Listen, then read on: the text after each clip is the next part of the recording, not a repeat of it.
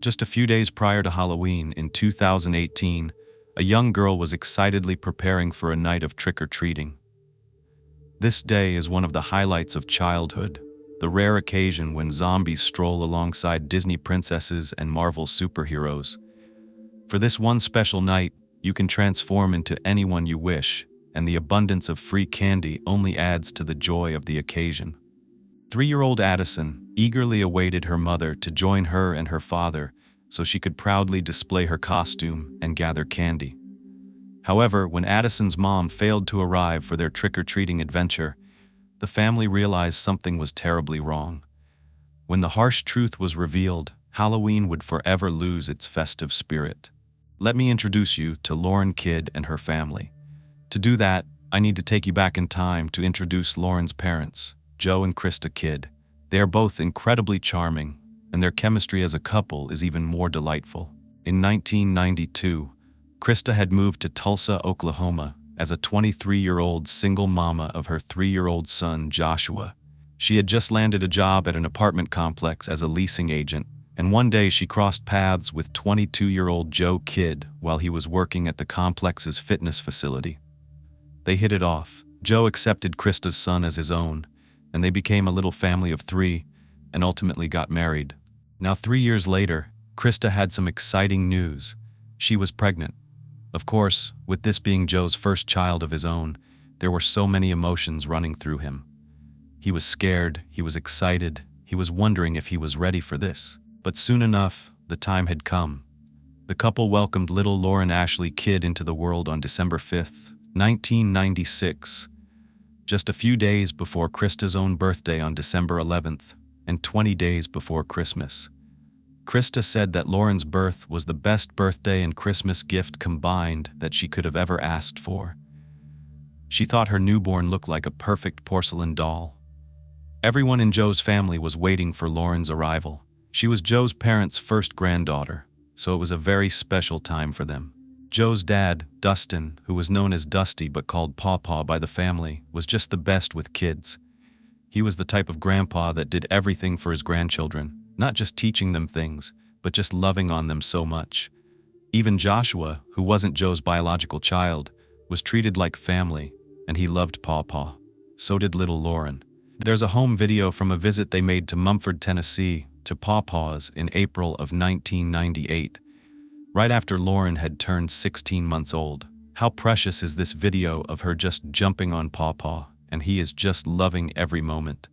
This family was very close. You can tell how important relationships like this meant to the Kidd family.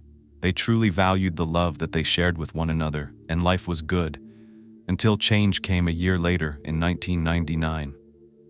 The company that both Krista and Joe had been working for went into bankruptcy, so they had to make a big move out to Phoenix, Arizona for a new job opportunity. But Joe and Krista were the type of people who made things fun and memorable.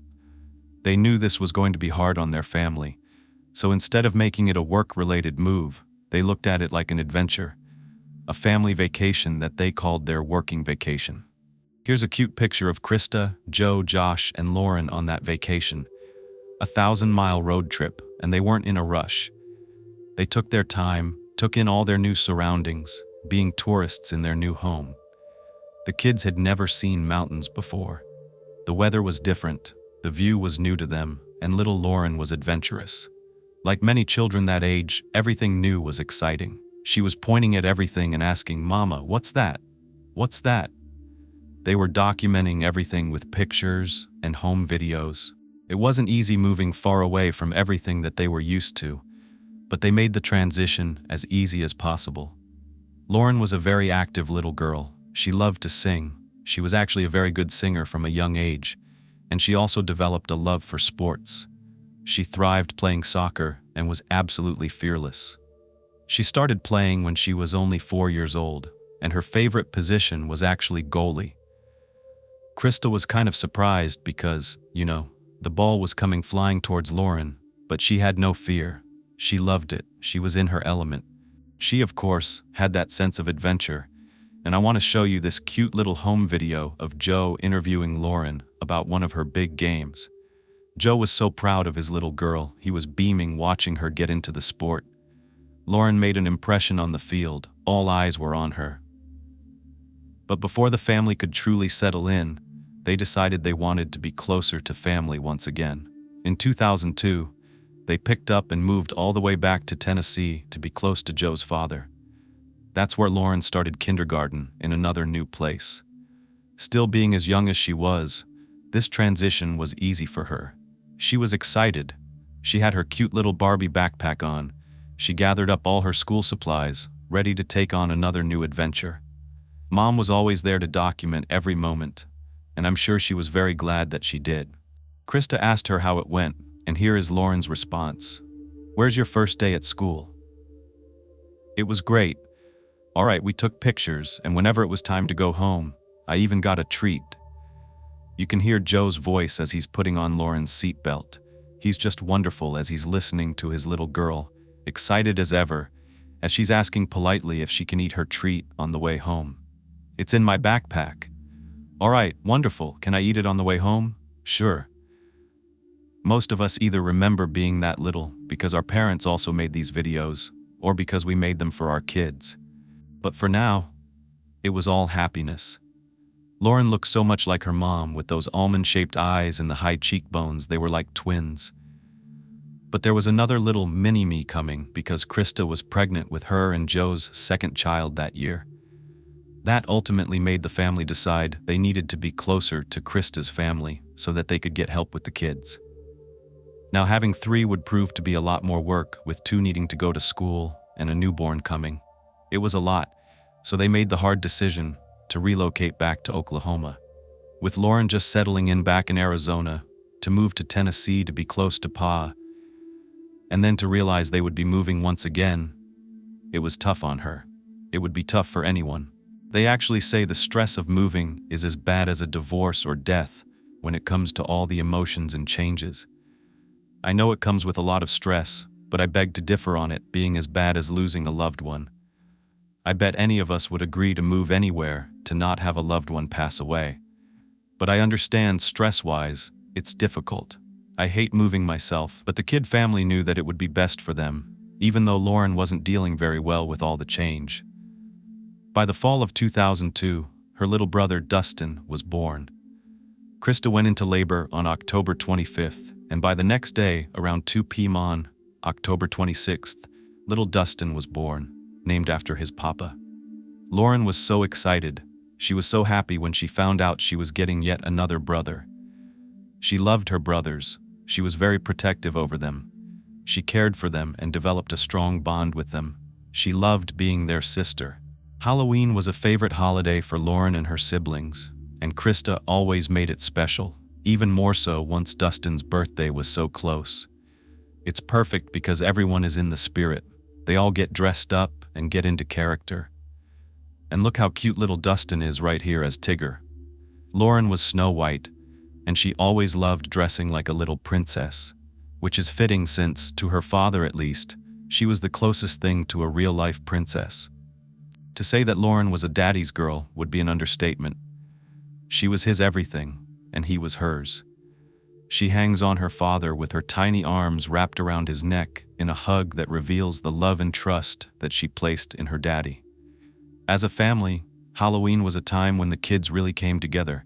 Everyone was involved in trick-or-treating every year and the birthday festivities. The kid family had traditions that went beyond Halloween. They spent a lot of time learning from Papa. The thing he loved to do was take them hunting. And Lauren, again, she's fearless, not afraid to hold a rifle, learn how to shoot it, listen, and try to take direction. But she was also kind of feisty, and even when Papa would tell her to be careful with that backfire so that she wouldn't hurt herself, she liked to be in control. There were a few times she didn't exactly listen, but looking back at these moments years later, Dustin, who we see right here when he was a little boy, found this moment to be really cute. He remembered his sister Lauren as always being open to try new things and making sure she had fun with her brothers. She never left them out. She was the type of big sister who always involved them in the things that she was getting into, unlike some siblings who can't stand their little brothers or sisters. Not Lauren. And that was good because she had yet another little brother. February 2005 brought little Tyler Kidd into the world, and I swear he looks like Lauren's twin. He had a lot of fun with Lauren and her friends.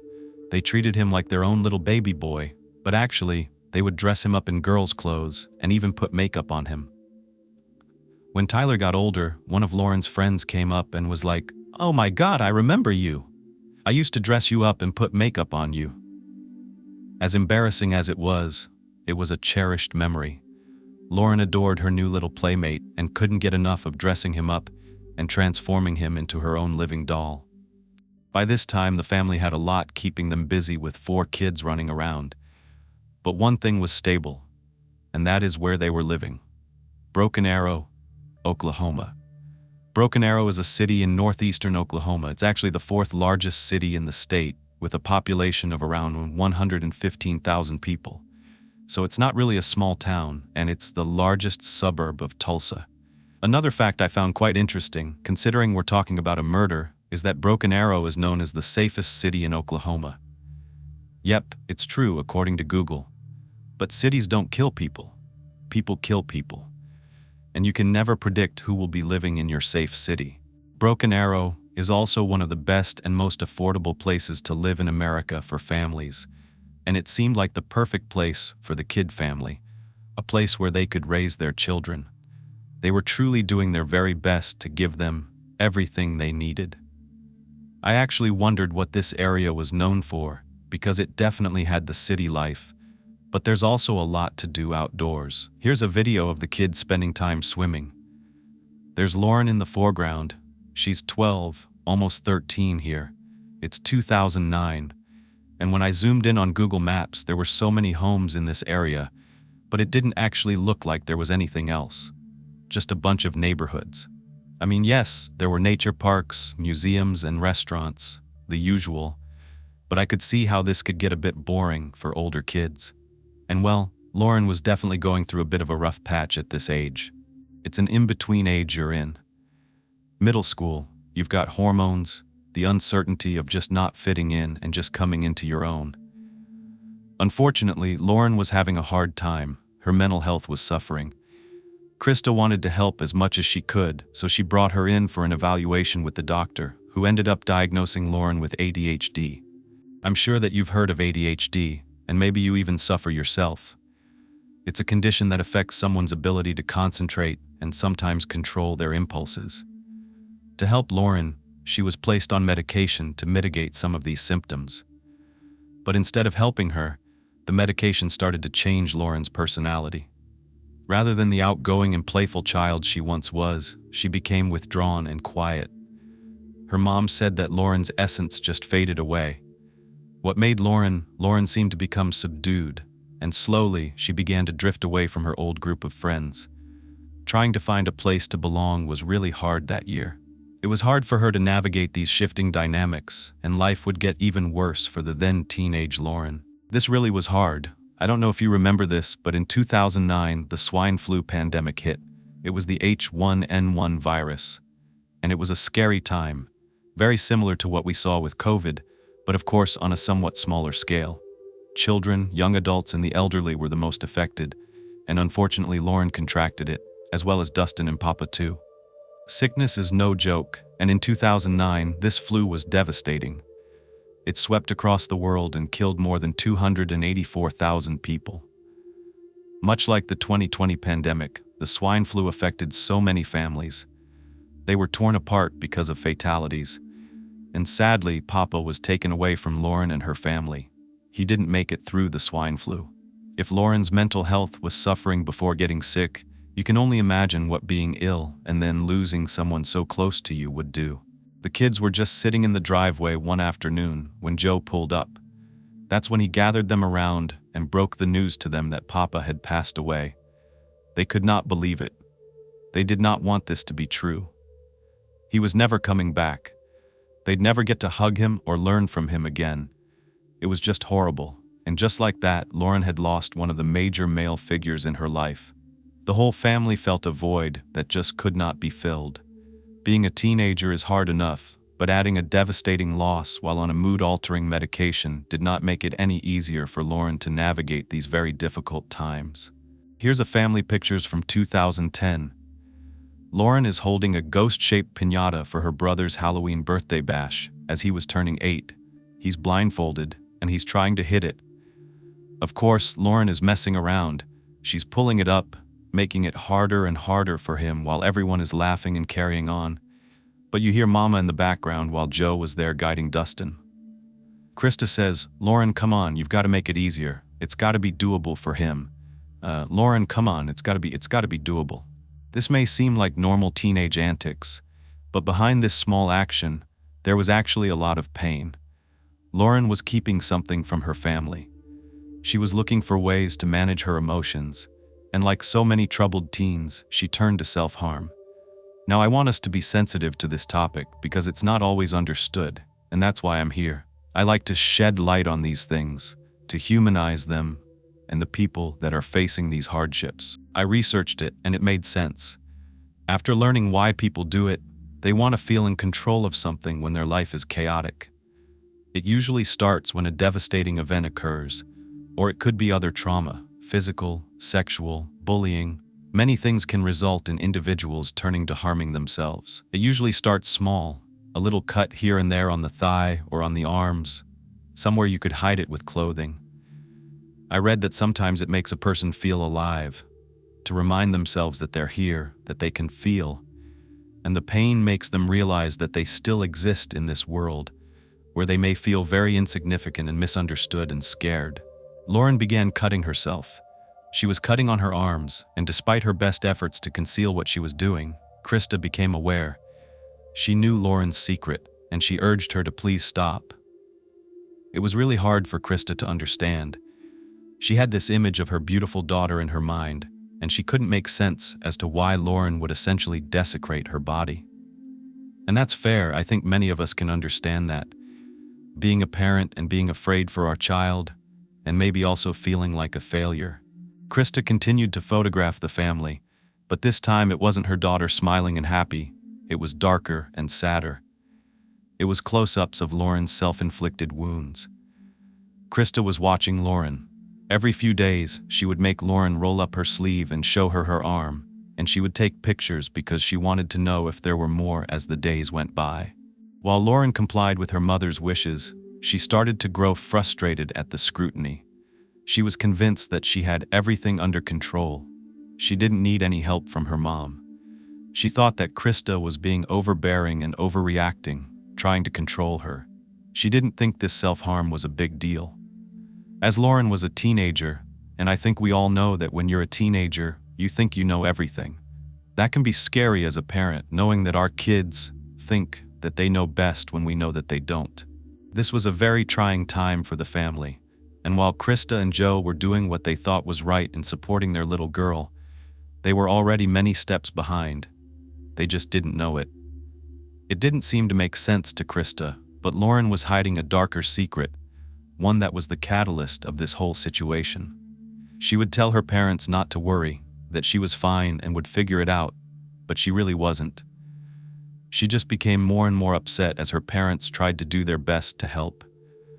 They were desperate for answers, and it took a while, but Krista finally found out what happened. Lauren was hanging out with a new group of friends at the time, and they all left Lauren behind with a boy in the group. Well, he pushed himself on her. He pinned her against a wall, and he forced her to do sexual things against her will. This was emotionally devastating and physically devastating for Lauren.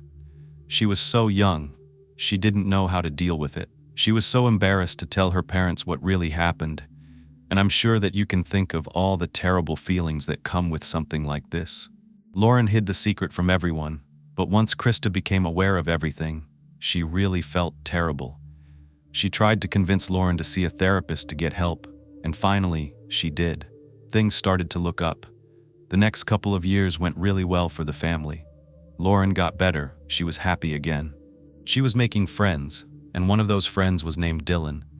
Well, he ended up introducing her to a friend of his named Zachary Maine. This was in 2012, he was a skater boy, and Lauren was smitten. I cannot help but think of A.A.L. Levine when I hear skater boy, but instead of saying see you later boy, if you know, you know. Lauren was glued to Zach. Everyone could tell that they had such a strong connection. Look how cute they are right here, all smiles. Sparks started to fly between the two love-struck teenagers, and it didn't take long for them to be joined at the hip. Lauren's family accepted Zach right away. Her brothers liked him a lot. He fit right in. They could tell how happy he made Lauren, and he acted like an older brother to Dustin and Tyler. He would play with them. He would hang out with them. Lauren and Zach officially became a couple in February of 2012 when they were 16 years old. A girl's first love is something very special, and Zach was Lauren's for sure.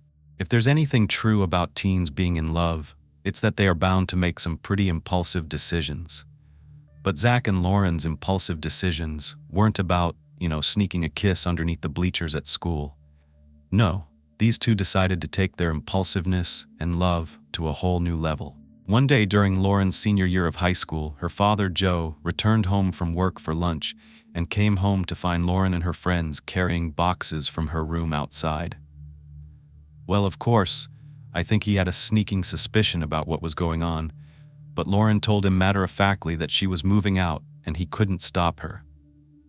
She and Zach had gotten their own apartment, and not only that, they were planning to get married. Yes, this was quite a surprise. Lauren was barely an adult and her dad was, okay, I know this was to be expected at some point, but it's the middle of your senior year. But it didn't stop Lauren. She left home to live with her boyfriend. Trying to stop a teenager who has their mind set on something is almost impossible. Krista had already lost that battle before, so this time she let Lauren go off and be independent on her own. But you know what? Joe trusted Lauren and Zach. They were good kids. They were smart, with good heads on their shoulders. He was sad. He didn't want to see his baby girl move out, but he trusted that she would make good choices. But not long after this move, Krista became suspicious.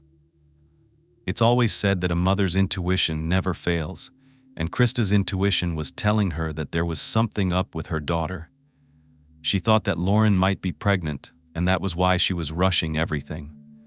Eventually, Krista convinced Lauren to go to a doctor's appointment, and they gave her a pregnancy test.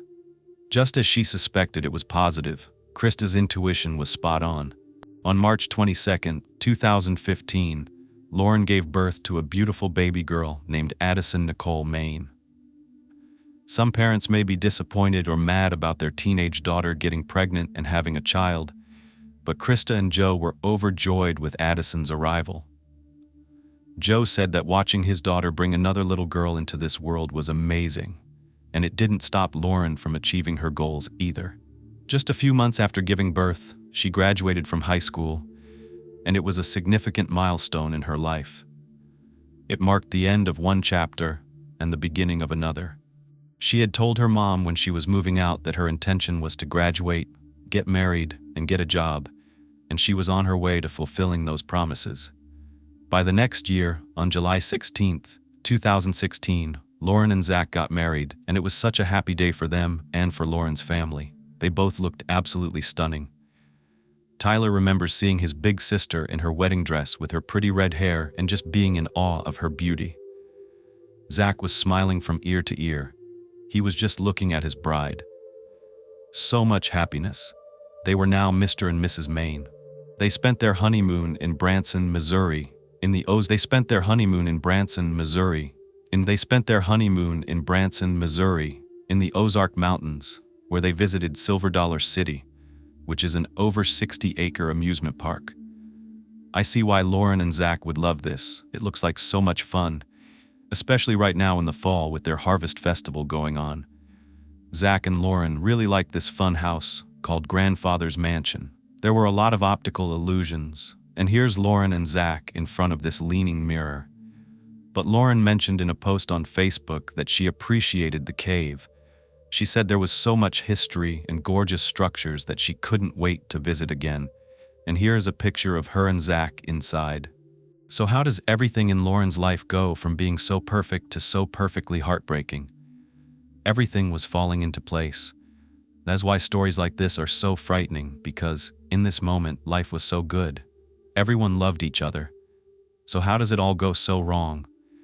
Joe thought that Zach and Lauren would be together forever, but they were so young. Not to say that it's not possible, but many of us know how many changes we go through as young people. Lauren was only 19. She was still a child herself in many ways, and now she was raising one of her own with her equally young husband. But they were good parents. They cared so deeply about their little Addison. She was their world. But I also wanted to get to know Lauren more, so of course I went to her Facebook and looked at the things that she wrote about, what she shared, and what she cared about. Halloween goodies and desserts were her favorite. Here's a post where she said now she looks as emo as she feels. She said, "I'm just going to avoid all situations that could cause anxiety today." This post was so telling about Lauren. On March 11th, just days before Addison's first birthday, she wrote, "When you have your own issues, but you push them down so that you can do your best to make everyone pleased with you, but then months, years in the future, they fester and they get worse, and you start changing, and no one tells you until it looks too late. Now who are you?" This sounds like many young people who are coming into their own. They're learning about who they are in this world, and it appears from Lauren's own words that she would suffer quietly and put on a happy face to make everyone else happy. But deep down, not expressing that was changing her. But she was staying strong for her daughter. She loved being with Addison. She loved laying with her and listening to the thunder and the rain. In this post, she says she's laying on the edge of the bed, listening to thunder and rain and loving it, and Addison is laying parallel to the pillows with one foot in her shoulder blade and one on her neck. But there was also a storm brewing inside Lauren. By October of 2016, Lauren posted that as much as she loved spending time with Addison, she loved cuddling her whenever she wanted and watching her learn and grow. She was ready to get out there and start working again.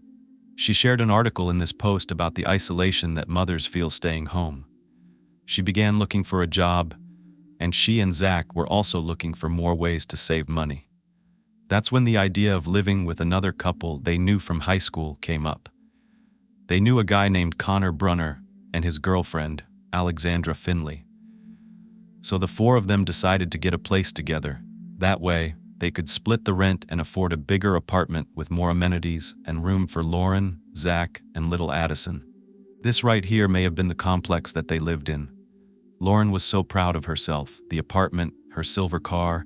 She was also proud that she landed a job. On May 25th, 2017, she posted, "Yes, who works at Evolution? This girl." Evolution was a local and well-known smoke shop in their area. They sell everything. They sell, pipes, smoking paraphernalia, e-cigarettes, vapes, that sort of thing.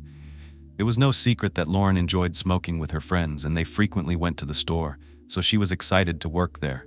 She would be meeting a lot of new people, a lot of new friends, including one of her best friends, a guy named Blake Beeman. They met when he came in there looking for a birthday gift for a friend, and Lauren was so helpful and so happy. She was easy to talk to, and they quickly became friends. Blake wanted to maintain contact with her because she knew how to help whenever you were going through something. Lauren was a good friend, and remember that post about isolation as a mom? Well, now she could get out, she could be social again, and she could get back to herself and her life. That's very important, to feel like you have your own life aside from just being a mom, especially for a young girl like Lauren, who kind of had to put everything on hold to raise Addison. It was a fun time for the two couples living together. They were having fun, socializing, and I saw this post from Lauren of Konner sitting on their couch with a donut box on the table. It said, "Walked out to get donuts, not fam, Konner is on it." This is very reminiscent of a lot of our teenage years. Not too many cares in the world, just trying to make it. It seemed like Lauren was trying to make it all work out. Here she is in a video with Addison on her second birthday. She loved Frozen, Lil Elsa, and Anna.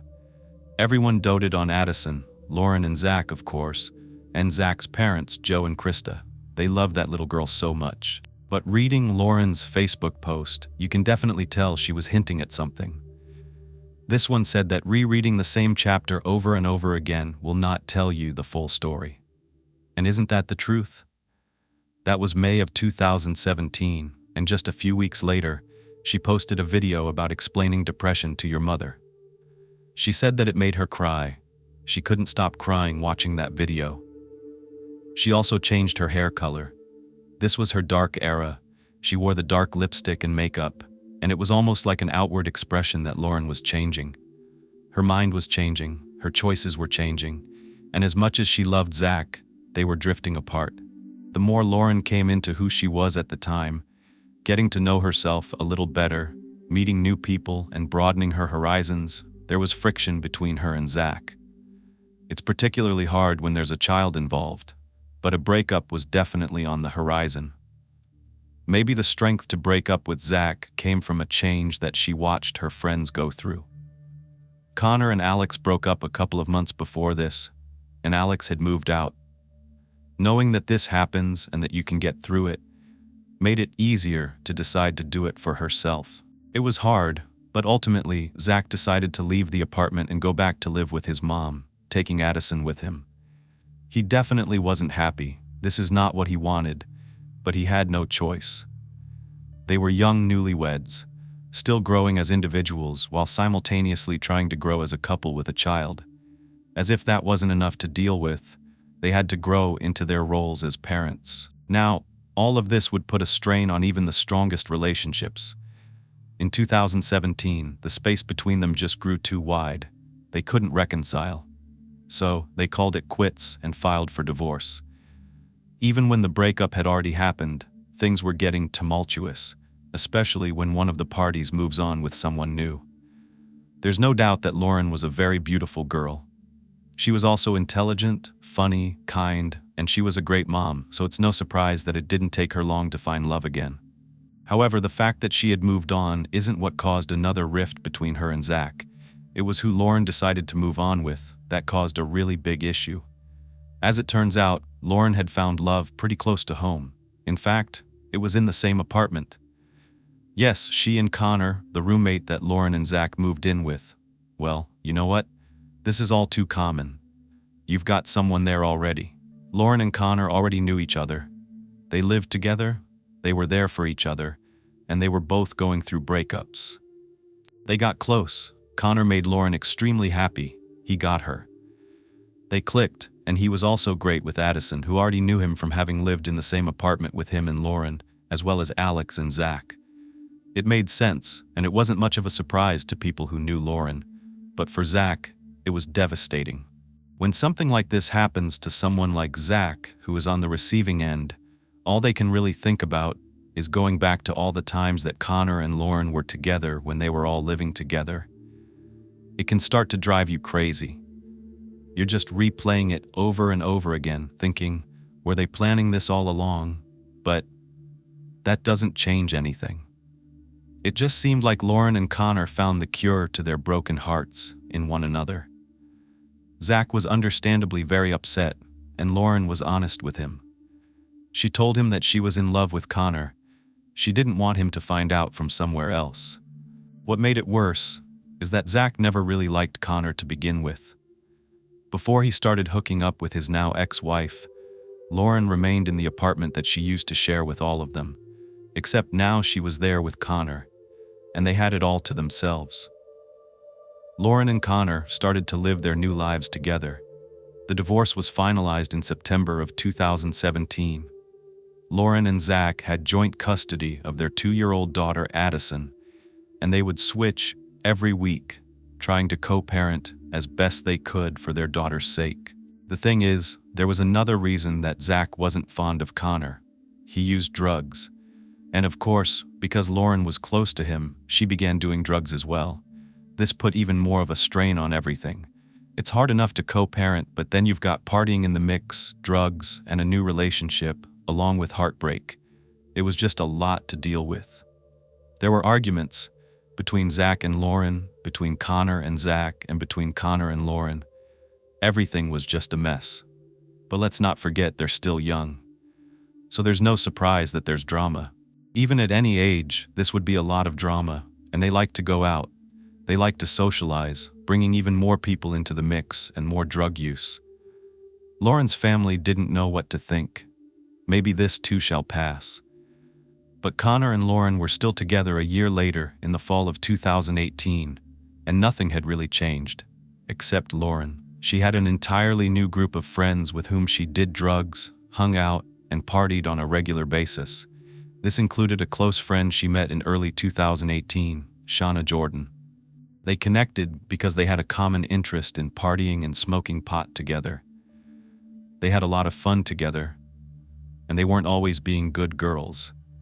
They were actually partaking in some pretty risky behavior with sketchy people they would just meet through partying or doing drugs.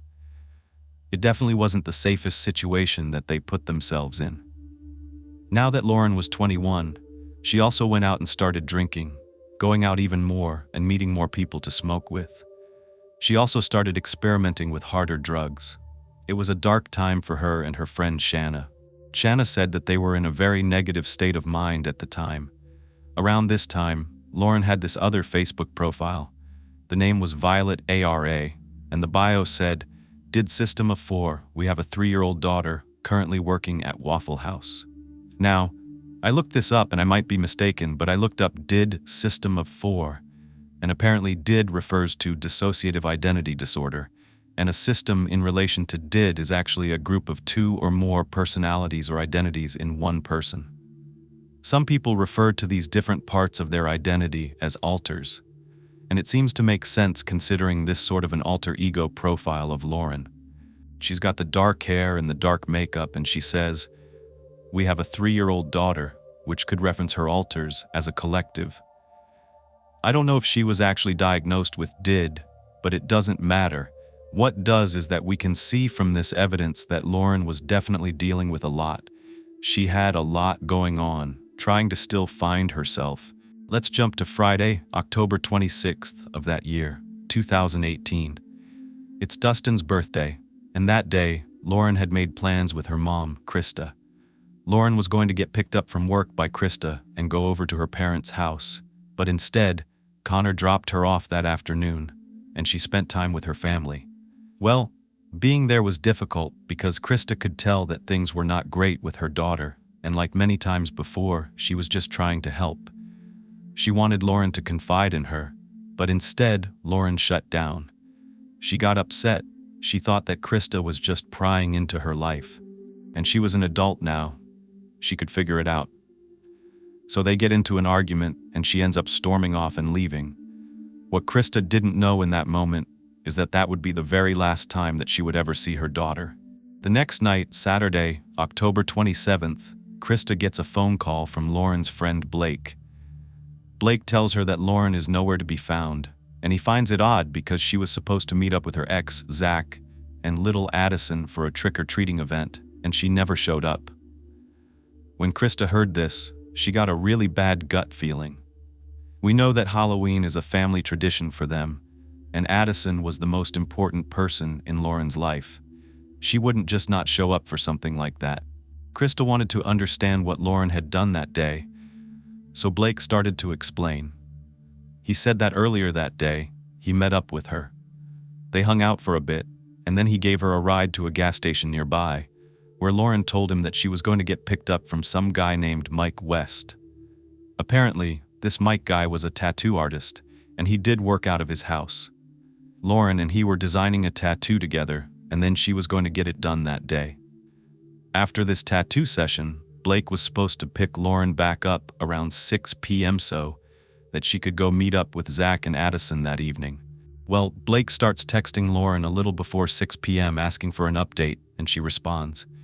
She's giving him info about the progress of her tattoo, but then she just stops texting, and that was really odd. Blake wasn't sure what to do, so he's calling Lauren, but she's not picking up. Then he calls her friend Shayna, and he's like, "Have you seen Lauren?" She says no, and then she tries texting and calling. She gets no response, which is very unlike Lauren. We know everyone has their phones on them all the time, and Lauren would always quickly respond. But there was just nothing at all. When it was realized that Lauren never showed up to the trick-or-treating event, that caused her friends to become very alarmed. Once it got closer and closer to midnight, that's when Blake reached out to Krista. Something wasn't right. So Krista immediately sends a text to both Konner and Zach. It was late, but Zach does end up responding, and he's like, yeah, Lauren never showed up for their Halloween event that night with their daughter. That is when Krista became very concerned. She calls the Broken Arrow Police Department a little after midnight. It was actually 12:09 am, the early morning hours of Sunday, October 28th. As far as anyone knew, Lauren was last seen when she was dropped off at that gas station by Blake the day before. Sure, Blake had gotten text messages from Lauren's cell phone, but no one could prove if that was Lauren texting. No one had actually heard from her or seen her to confirm that she was actually texting them back. They needed to find this Mike West person. Considering it was in the middle of the night, things didn't exactly progress very quickly, but the police did start writing up that missing persons report. They gathered as much information as they could about Lauren and her last known whereabouts. Here's what they knew at the time. Lauren was 5 feet 6 inches, 125 pounds. She had blue eyes and black hair at the time. She was last seen on October 27th wearing black jeans with boots. She was also wearing a jacket and a black shirt underneath, along with a black collar necklace with a heart locket. She might be seen riding in a red Dodge Dart at 81st Street and Lynn Lane in Broken Arrow, which is right here on the map. And here is the gas station right here, so presumably this is the last place she was seen at. So police start the investigation by trying to figure out the movements of Lauren the day that she went missing. By later that day, they were able to get a hold of this Mike West person. He confirmed that he picked Lauren up at that gas station, and they went back to his house. They were designing the tattoo that she wanted, and sometime during their session, Mike said that Lauren's boyfriend Konner came through. This wasn't planned, but Lauren told Mike, "You know what? It's fine. I'm just gonna step out for a bit. I'll finish when I get back, and I shouldn't be too long." Except Lauren never came back. So now Konner needs to be contacted, and investigators reach out by calling him, asking the last time that he saw Lauren. He told them he thinks that sometime around lunchtime, it could have been between like 1 o'clock or 3 p.m. That afternoon, he went over to Mike's, he picked Lauren up, and he gave her a ride to a nearby Walmart store. He told investigators that Lauren asked him to pick her up and then take her to Walmart to meet up with a friend, and that she was actually just going to walk over to the friend's house, which was close by. Okay, but for what? They wondered. So Konner was kind of alluding that it was drug-related, but that was the last time he saw her. She never called to be picked back up. I don't know why Lauren was getting rides everywhere. At the time, I thought that she had her own car, but apparently she didn't, or it wasn't available, so she was relying on others to get places. Well, at least the investigators have somewhat of a timeline that they can work with. That's good because now they can go pull up video footage from places like that Walmart to see which direction Lauren went walking in, or if they could catch anything on camera. Meanwhile, when Krista is informed that Konner had come by Mike's to get Lauren, she wants to clarify to investigators that Konner is no longer dating her daughter, Lauren. He is her ex-boyfriend. They had broken up a number of times, but recently it seemed like they were broken up for good. Krista goes on to explain that the couple had a pretty toxic relationship and that it had gotten more and more intense in the last few months, with the cops being called. She was actually concerned when she found out that Konner was the one dropping off Lauren that day on Dustin's birthday, because Krista was under the impression that the two of them had officially called it quits. She didn't like Konner. She was definitely not a fan of where Lauren's life was going after they started dating. The drug use, the fights, it just wasn't what she wanted for her daughter. That was something that Krista tried bringing up that night when she saw Lauren last. And that's why Lauren got so upset. She didn't want her mom meddling. And that's common as a young person. They don't have much experience in love and relationships. They have these ups and downs. But the thing is, Krista had more information that these incidents had become physical. And that wasn't okay. She was trying to warn her daughter to stay away from Konner because he's bad news. And now her daughter is missing, with Konner possibly being the last person to see her. It just felt wrong. Even if it didn't, the people in Lauren's life were going to be looked at, all of them. Blake, Zach, Konner, Mike, and anyone else. The number of women who are killed by their partners or someone close to them is devastating. In the United States, about 3 women are killed by an intimate partner every single day. And worse is that the leading cause of death for pregnant women is homicide. That blows my mind, and usually, it's a spouse. Sadly, a lot of the time, the only way women ever leave these kinds of relationships is in a body bag. Krista is convinced that Konner knew more than he was letting on. But there was also Zach, and we know how angry he was over that breakup. This wasn't a fling either. It wasn't a rebound with Lauren and Konner. No, they stayed together, albeit they had this on and off relationship according to her mother. But unrequited love is another big reason that people can snap.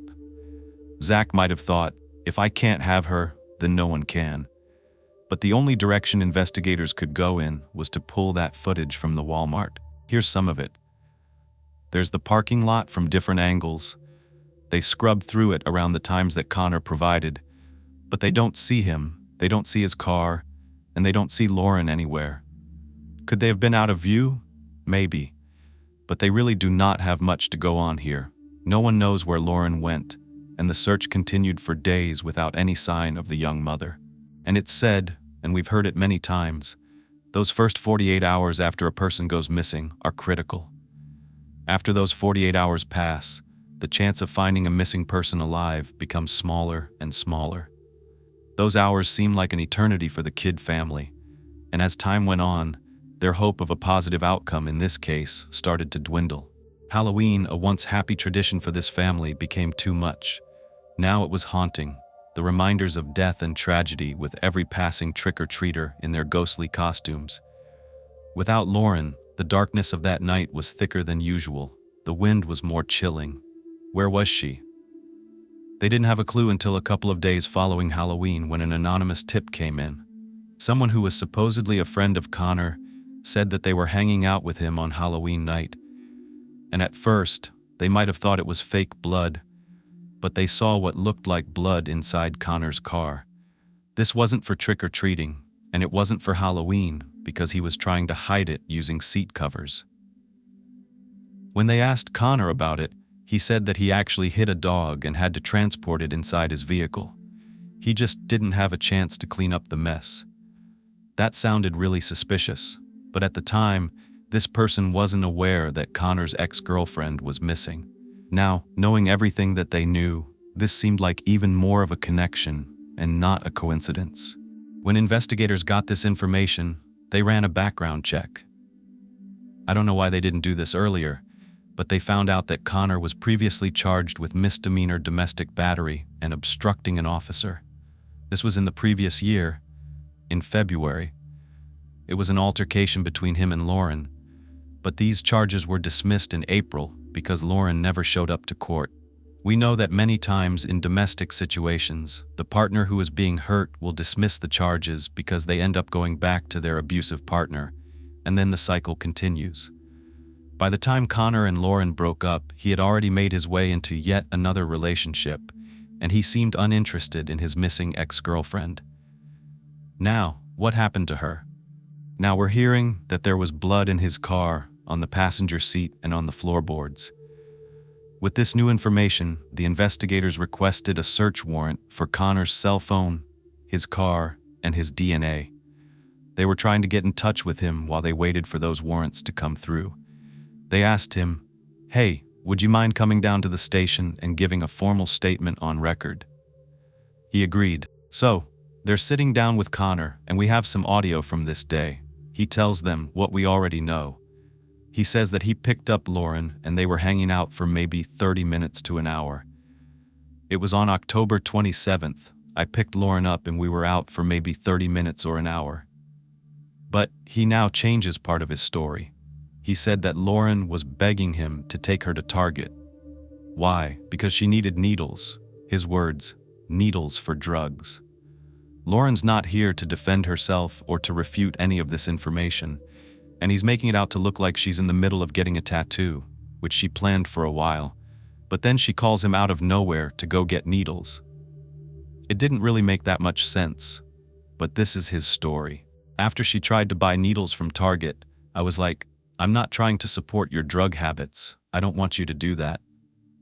Then, I took her to Walmart. Apparently, you can buy a box of needles there. That's how drop he says he is.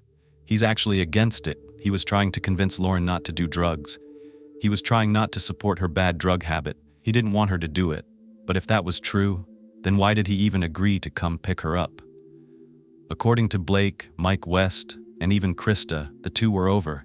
She wouldn't have reached out to Konner in that moment if she needed a ride. According to Mike, he came unannounced. It was more of a surprise to Lauren the way Mike explained it. But Konner goes on to explain that Lauren couldn't get these syringes from Target, so she had to be brought to Walmart. He takes her there, but we've heard about this location before.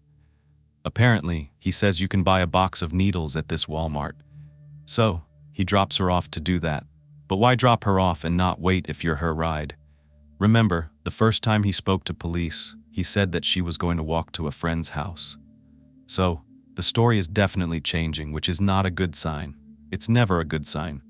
And we know that investigators already combed through footage outside of Walmart, and they didn't see Lauren or Konner. If something is just not adding up, the more they press Konner, the more the story changes.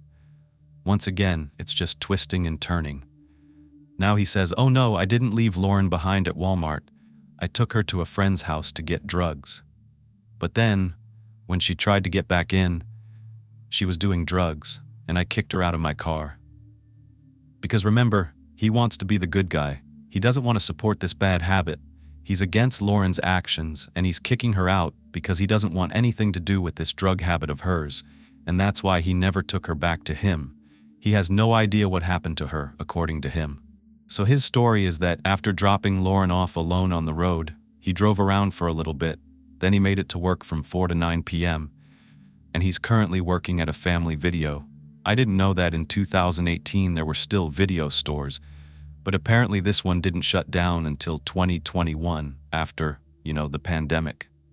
It was a video game and movie rental store, and according to this sign they also sold CBD. I looked it up and here it is. 3601 South Aspen Avenue, Broken Arrow, Oklahoma. It's not a video store anymore, it's now a cannabis store, and there seem to be a lot of those in this area. I told you there's not much to do here.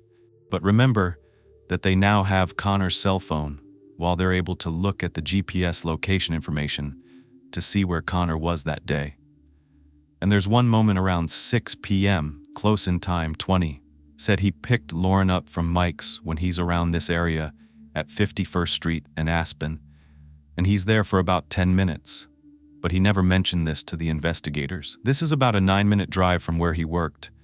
It's a straight shot down Aspen Avenue, with Walmart being in between. So what was he doing there?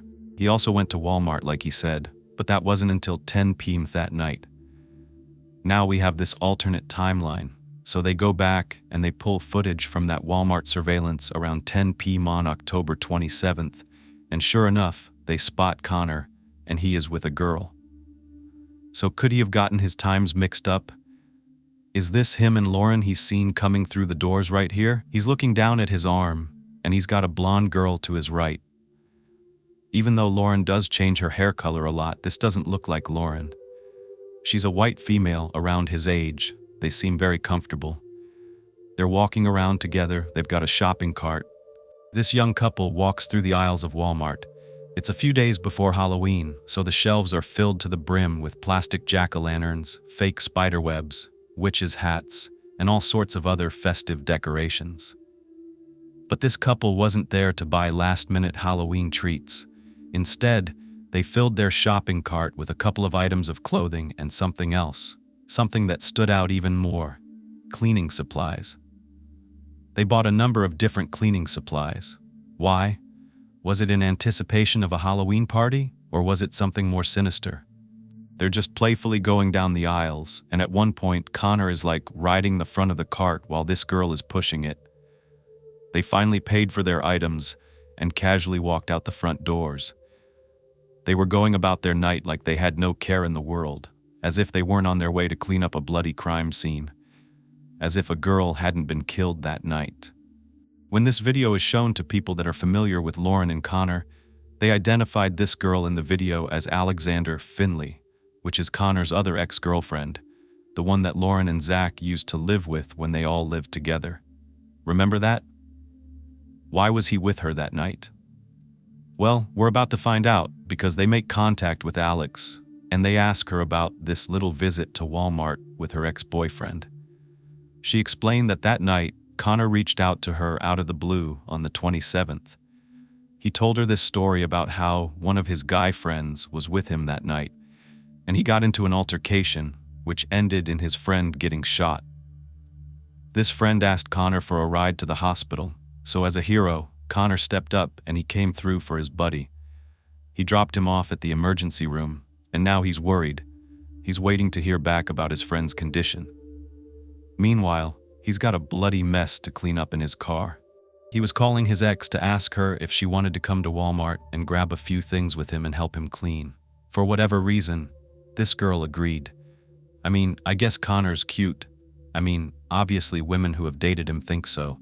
But wow, doesn't this story sound sketchy to Alex? Well, investigators asked her that. She explained that at the time, she didn't know Lauren was missing. Remember, this was hours after Lauren was last seen, but a couple of hours before she was reported missing to police. Even though Konner's story was crazy, she said he did get in those types of situations. So Alex said she believed him. She even helped him dispose of his bloody clothing that night, and then she proceeded to help him clean up blood in his car. And that cleaning didn't exactly work. So once that warrant came through, they searched Konner's car. Here's the trunk. It had a black plastic tote inside and what looks like a duffel bag. But onto the passenger side, you can see that it looks like someone used some cleaning solution to try to remove the blood, but it didn't work. Even on dark cloth, you can see the stains, and from what's left behind, there must have been a lot of blood on the seat before it was cleaned. It's in the stitching. It's all over the side of the front passenger seat. It's down the middle of the side in between where the seat and the center console meet. And once the evidence technicians removed the seat, they could really see the extent of just how much blood was lost here. Look at this. That part couldn't be reached by someone just trying to stick their hand down there and clean it. It was just soaked all the way down to the metal that holds the seat in place and the hardware that connects the seatbelt fastener. All over the underneath, on the floor, was this from a dead dog? Was it from a buddy that got shot? Or was this Lauren's blood? While the investigators get samples of both Joe and Chris's DNA to create a profile that they could test against the samples they got from Konner's vehicle, you could have guessed it. It came back matching to Lauren.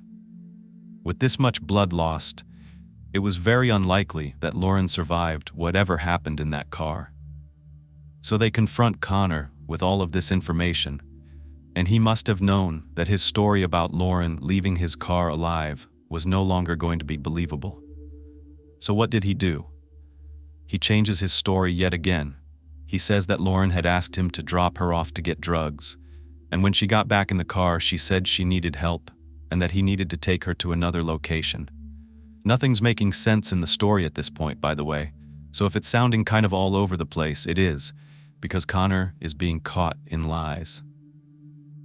The next one being that they weren't alone in this car. No, there were 2 drug dealers with them in his car.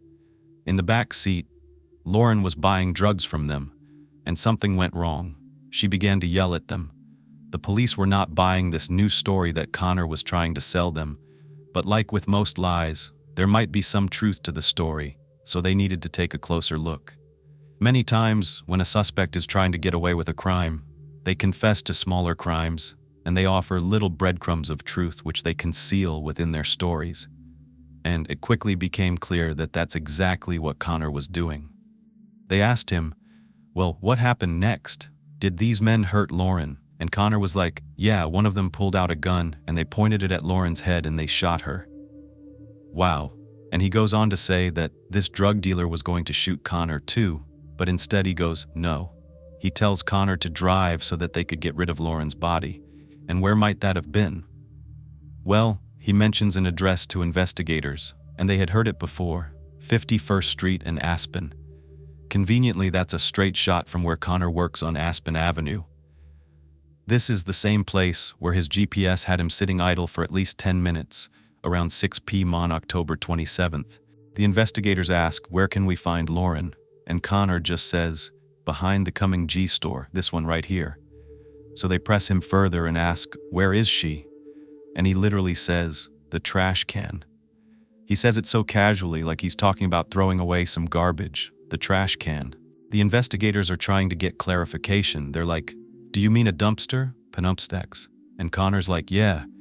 The investigators want to know, why? Why would she be put in there? And Konner, the coward, claims that's just where they put her. We all know they is really just him. He's an absolute monster. But is it true? It's been days since October 27th. It's around November 4th at the time when investigators are getting this confession from Konner.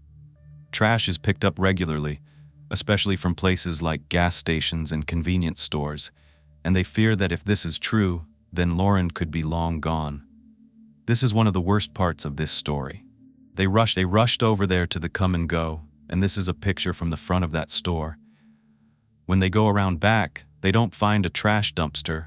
It's worse, it's a cardboard-only recycling bin. Now, if you've never seen one of these, they're actually behind a lot of stores that receive a bunch of inventory that come in boxes. Those boxes are broken down regularly and deposited inside there so that they can be recycled and repurposed, made into new items to be used again. If you think the trash disposal is a horrific thing to think about when it comes to a person being disposed of and lost in a pile of rotting garbage, I hate to tell you that the process of recycling cardboard like this is even more horrific when we're talking about a person being processed and not just cardboard. These bins, for one, you can see the way they're designed. They have this smaller opening in the front where cardboard boxes are meant to be inserted after they're broken down and slip through. However, there's a locked opening portion on top that opens once the recycling truck picks it up and dumps its contents inside their truck. But on the side, there's a door that opens for bigger items, like a body. In this case, it wouldn't have been hard for Konner to open that side door and throw Lauren inside. Sure enough, they find blood on the outside of that bin, and they locate this bracelet in front of it, which is identified as belonging to Lauren. Now, they know that they've uncovered a small piece of truth in Konner's labyrinth of lies. They quickly open this receptacle, hoping that they're going to find Lauren inside, but it's too late. It's already been emptied since October 27th. However, they do find blood inside and it matches Lauren's DNA. But where is she? This is devastating news, all of it, that Lauren's dead, that her body is missing, and that it may never be found. Now they have to relay this information to her family. Can you even imagine when Krista and Joe found out?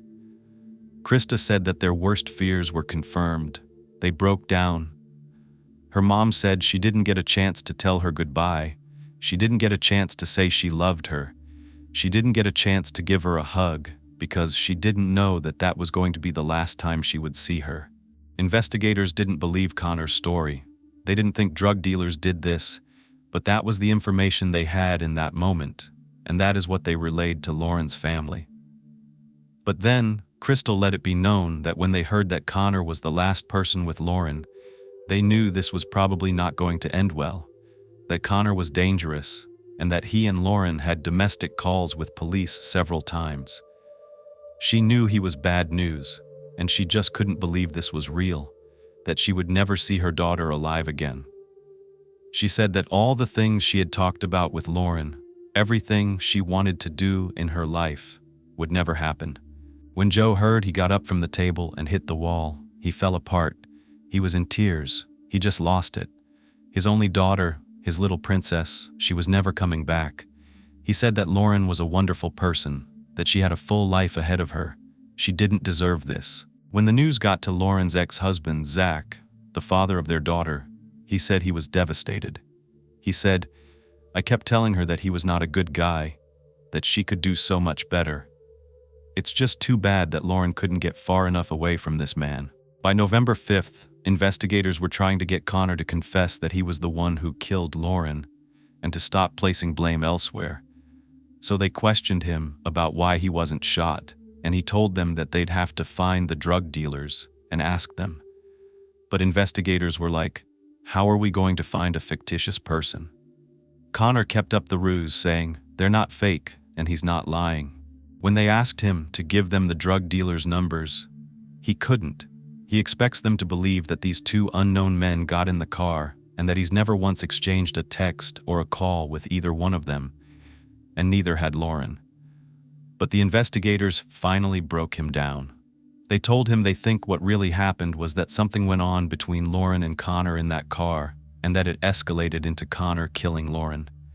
He finally admits that they're right, but still, his version is more tame. It's more tame than probably what the truth is. He keeps telling them that Lauren wouldn't get out of his car, and that he just happened to have a gun with him. He held it up and told her to get out, and that's when, according to him, the clip fell out and then the gun just went off. There was ringing in his ears, and afterward, he looked and saw that Lauren had been shot in the face. How brutal. Because we know that this wasn't an accident. We know that he purposely aimed that gun at her beautiful face.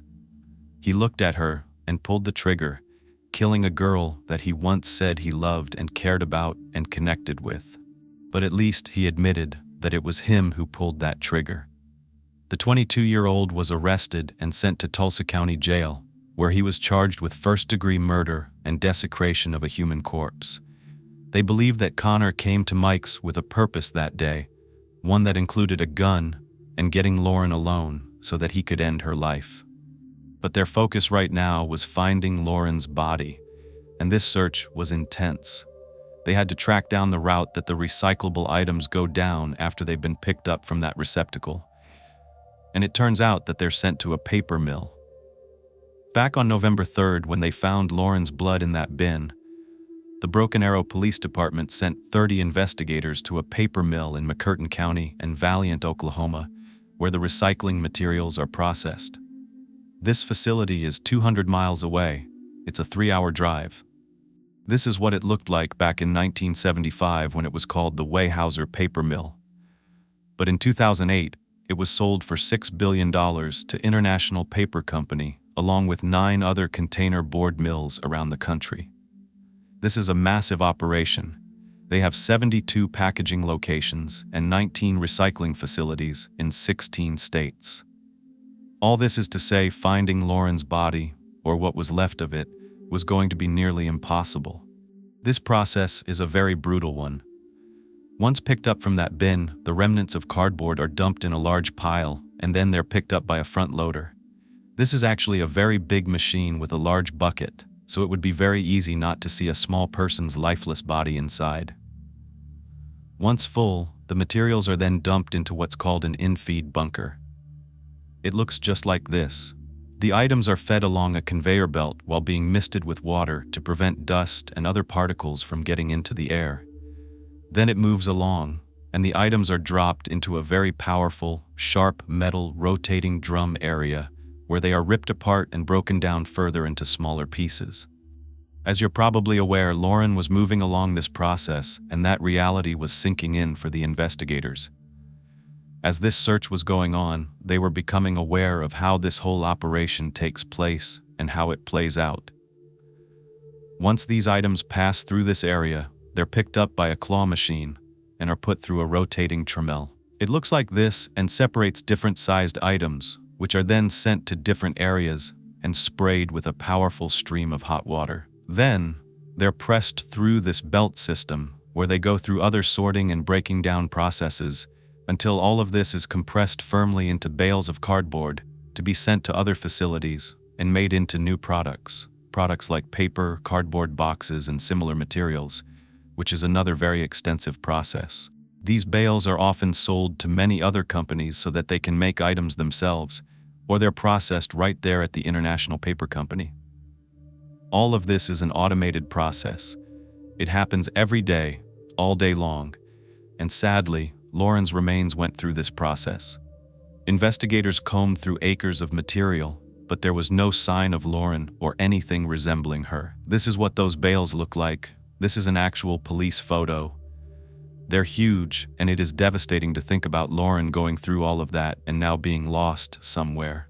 It's seriously the scariest part of this case to think about all of that. And it's unbelievable, because once those bales are sold off, they go into a plant that looks like this, and they come out looking like this. a huge 2-ton roll of paper.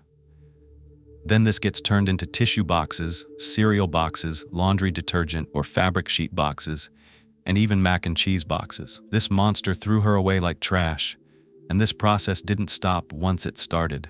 So at this point, the Broken Arrow Police Department calls in the Oklahoma City Metro Search and Rescue Team, and they bring in cadaver dogs, ones that can smell decomposition. They went to the plant and started outside.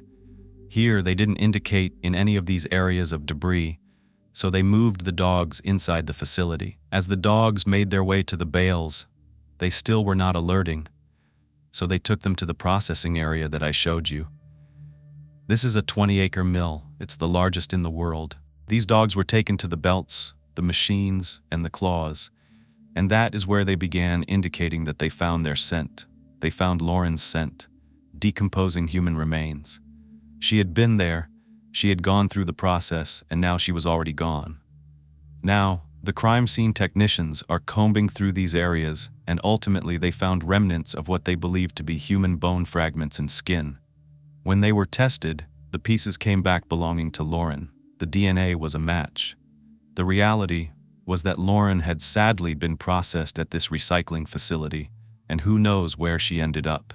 A post was updated on the search and rescue team's Facebook where they sadly announced that Lauren was found deceased. Out of the over 300 comments, one was from someone who knew Konner. His name is Ronnie Sanders, and apparently he's the father of a friend of Konner's. He knew Konner when he was younger, and he said this, and I wanted to share it because I thought it was important. It said, quote, "Please don't get my comment twisted. First, I want to send my condolences to the family and friends of the girl.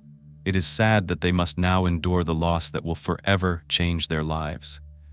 I hate that this happened. I especially hate it because Konner was, at a younger age, always welcome at our house, as he was one of my son's best friends. At their pre-driving age, 14 or so, he moved from Sula to Broken Arrow, and my son and Konner lost the availability to communicate as much as they once did. However, because unlike many of you who probably never knew him, I, however, did. I can't tell you what or where it went wrong, and I in no way feel he is justified by what he has done. I will, however, say that the Konner I knew wasn't a monster. He wasn't a person that I felt could ever do something even close to this. He instead was a normal child. I don't believe in any way that he planned this. I instead feel it was most likely something that escalated to a point of no return. And when it was over, he then thought to himself, what have I done? It's a sad fact that although the loss on the girl's part is greater, and the family lost their loved one, the truth is that 2 lives are lost today. 2 families are forever changed, and normalcy will forever be different for both families. We all should remember and remind our loved ones that it only takes a second to accidentally make a mistake that ends up a permanent one. Remind our children to walk away and call someone for advice before they do something that they will forever regret. I pray both families are able to somehow return to some form of normalcy in time. My prayers are with all families and friends." End quote. And as much as I believe this man was trying to help, as you can imagine, this comment didn't go over very well. Well, there were a lot of angry responses. For example, one person said, "All sympathy is for the murder of this young woman and her family. He made a choice, don't try and nice him out now." But others agreed it was well written, and yes, it's true, 2 families will be grieving. Well, more than that actually, with all the lives that Lauren had touched. But there were a lot of assumptions in that post that I just read from this guy, and I don't know if I'm okay with that. He said that it was an accident, something that Konner didn't plan, and something he regretted. Well, that man wasn't there. And as the investigation went deeper, and this case was being built against Konner, more of the truth came out. And I'm going to get to that because I want to tell you what happened at the trial and how it all played out. But first, a message from Lauren's mom, when she was interviewed days after the news came out about what happened to her daughter.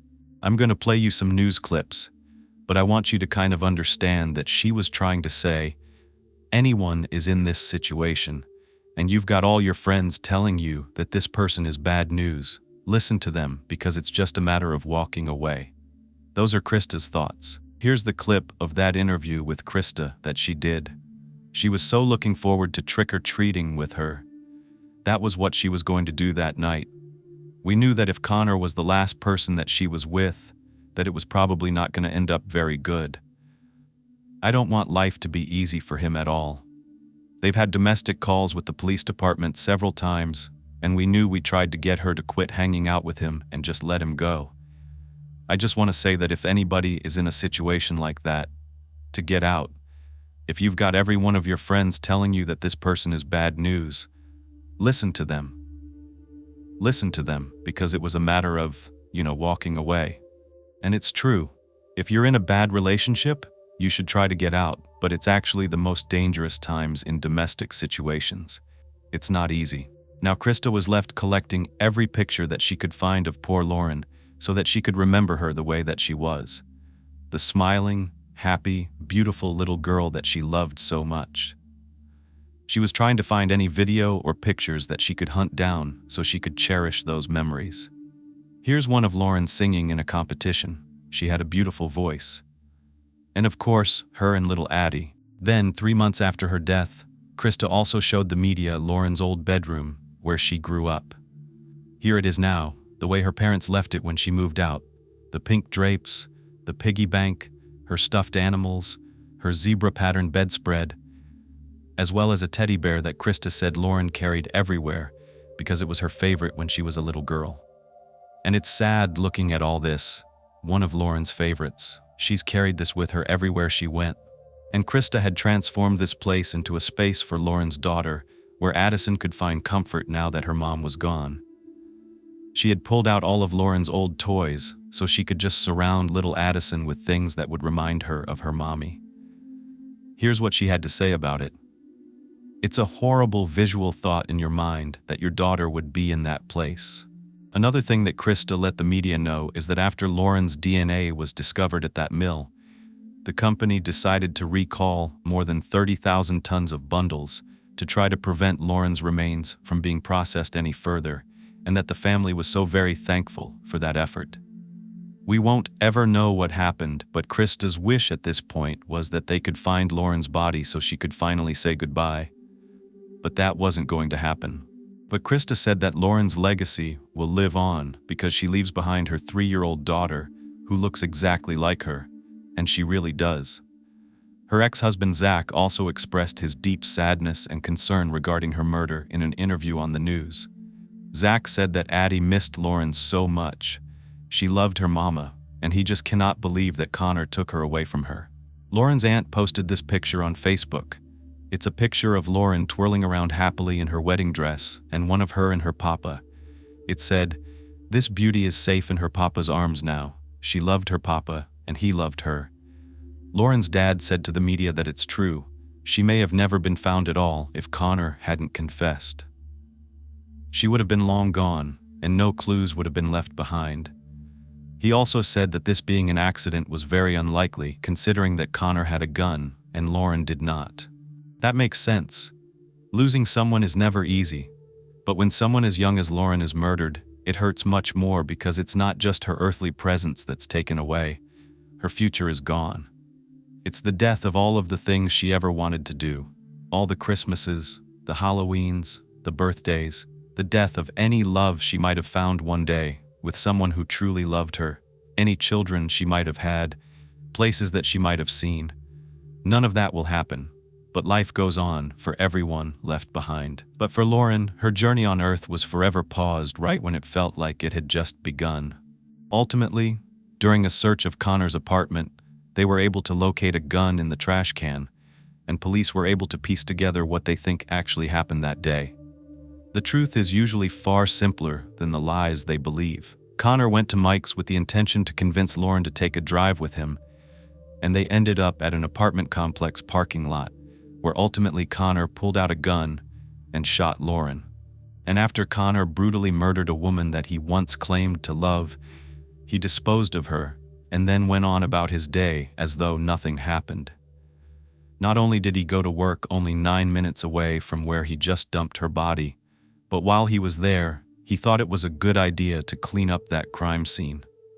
So who better to help than his ex-girlfriend Alex, a girl he broke up with before ultimately dating the girl he just killed. But what they didn't know was why that motive would come out at trial, which commenced in January of 2020, just a month before Lauren's family was finally ready to hold a memorial for her, a year after her murder. It was a celebration of life. It was held on December 5th, 2019, which would have been Lauren's 23rd birthday. It was held at the Rose Chapel at Floral Haven Funeral Home in Broken Arrow.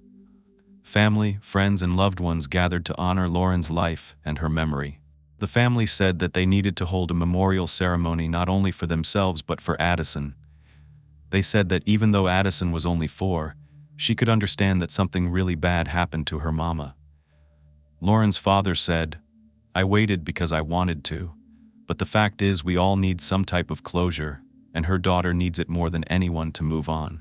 Joe loved his daughter more than anything. All he wanted was for her to be happy and have a good life. But an evil man came into her life and took all of that away. Joe finds solace in the memories he shared with his daughter. Despite all of his heartache, those memories are what keeps him going. Joe affectionately referred to Lauren as his Lala. It was a nickname that he had given her, and that just broke my heart when I heard him say it. Lauren's mom wants Addison to know that her mommy tried to be the mom that she deserved. It wasn't Lauren's or Addison's fault that they were separated and that Lauren was taken away. By January 2020, the jury was ready, 6 men and 8 women. Konner, of course, pleaded not guilty despite all the evidence that was stacked against him. He truly believed that he was going to get away with murder, or, at the very least, he was going to get a lesser charge. He believed in his innocence so much that he allowed Lauren's family to be re-victimized, having to sit through this entire murder trial where they had to hear every brutal and painful little detail about Lauren's final moments and her desecrated remains. The story that the defense tried to paint was that the gun had accidentally gone off, that Konner wasn't responsible, and that Konner never meant for any of this to happen. He never accepted any accountability for this crime. But the prosecution wasted no time calling their witnesses to the stand, including Konner's ex-girlfriend Alex. The trial was painful. It was emotional. It was draining for everyone involved. However, despite all of Lauren's family's anguish, they knew how important it was to hold Konner accountable for his actions. And as this trial progressed, the state presented very compelling evidence, which cast doubt on Konner's claims that this was a terrible accident. You know why? Because Konner was involved in a secret relationship with another woman while he was with Lauren. After sifting through everything that was left on Konner's phone, they found messages in the days leading up to Lauren's murder, just days before. These messages revealed everything about this new woman that he was dating at the same time that he was on and off with Lauren. Apparently, Lauren didn't know about this other girl, but this new girlfriend knew all about Lauren, and she didn't like her. So, you know what she did? She broke up with Konner when she found out that he had been hanging out with Lauren. Detectives also found text messages that Konner sent to his ex, Alex. In them, he talks about how Lauren just won't leave him alone. In one of these text messages sent by Konner to Alex, he makes a derogatory remark about Lauren, referring to her as a parasite. He was expressing his frustration, saying that Lauren ruined his life because he wanted to be with another woman, and Lauren just wouldn't stop. She wasn't willing to let him go. So Lauren was standing in the way, and from an investigative perspective, this offered insight into what Konner's state of mind might have been like on the day he killed her. They theorized that Konner wanted Lauren gone, even if it meant that he had to do it himself and kill her, anything to be with this new girlfriend and dump the old one like garbage. And that's exactly what he did. He threw out Lauren's body like trash, as if she didn't matter any more than the days-old newspaper and soggy cardboard that lay around her. But she did matter. She mattered to her brothers, whom she always fiercely protected. She mattered to her mother, who loved her since the day that she was growing in her womb. She mattered to her father, who had been her first love. And she mattered to her daughter, who will never truly know her mother. All of their lives were changed the moment that Konner decided to pull that trigger. And though the defense pressed forward, Claiming this was all an accident, the jury had their verdict: guilty of first-degree murder. Next was the sentencing, which happened a few months later in March. The 23-year-old Konner Brunner was given a life sentence in prison, with the possibility of parole after at least 38 years and 3 months. He's currently serving his life sentence at North Fork Correctional Center in Beckham County, Oklahoma. After the sentencing, Lauren's mom said this. She said, "There won't be any closure. We don't have a body to bury, and we don't really have a memorial.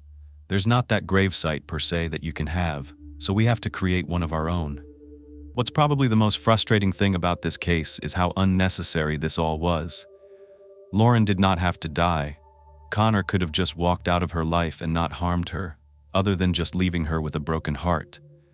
But unfortunately, despite how tragically unnecessary this crime was, it's not that unique. So many lives are lost at the hands of people who claim to love them, and I can only hope that Lauren's story will reach someone who needs to hear it. If you are that person, and you're in a relationship that's placing you at risk, please reach out for help. Leaving a toxic and abusive relationship is not easy. You can't just walk out the door, I understand that. But there are people out there to help you. You don't have to live like this, and more importantly, you can save yourself. You do not have to die like this. As for Addison and the rest of Lauren's family, all we can ask for is that they can find some peace. A loss like this is never fully grieved, there's never full closure, and you never truly heal. But I do hope that they can find peace and purpose in the midst of their heartache. Just last year, in 2022, her family and friends went to the Water Lantern Festival, and they lit these beautiful lanterns on the water with pictures of Lauren and quotes and memories written on them. It was just so beautiful, just like Lauren herself, a beautiful soul that was gone way too soon. Tara was an honor student, finishing among the top 5 in her class. She met her future husband, Stephen, while attending the University of Michigan. Before long, they were married and blessed with 2 wonderful children. They settled into a lovely home in a Michigan suburb and even hired a nanny to help care for their kids.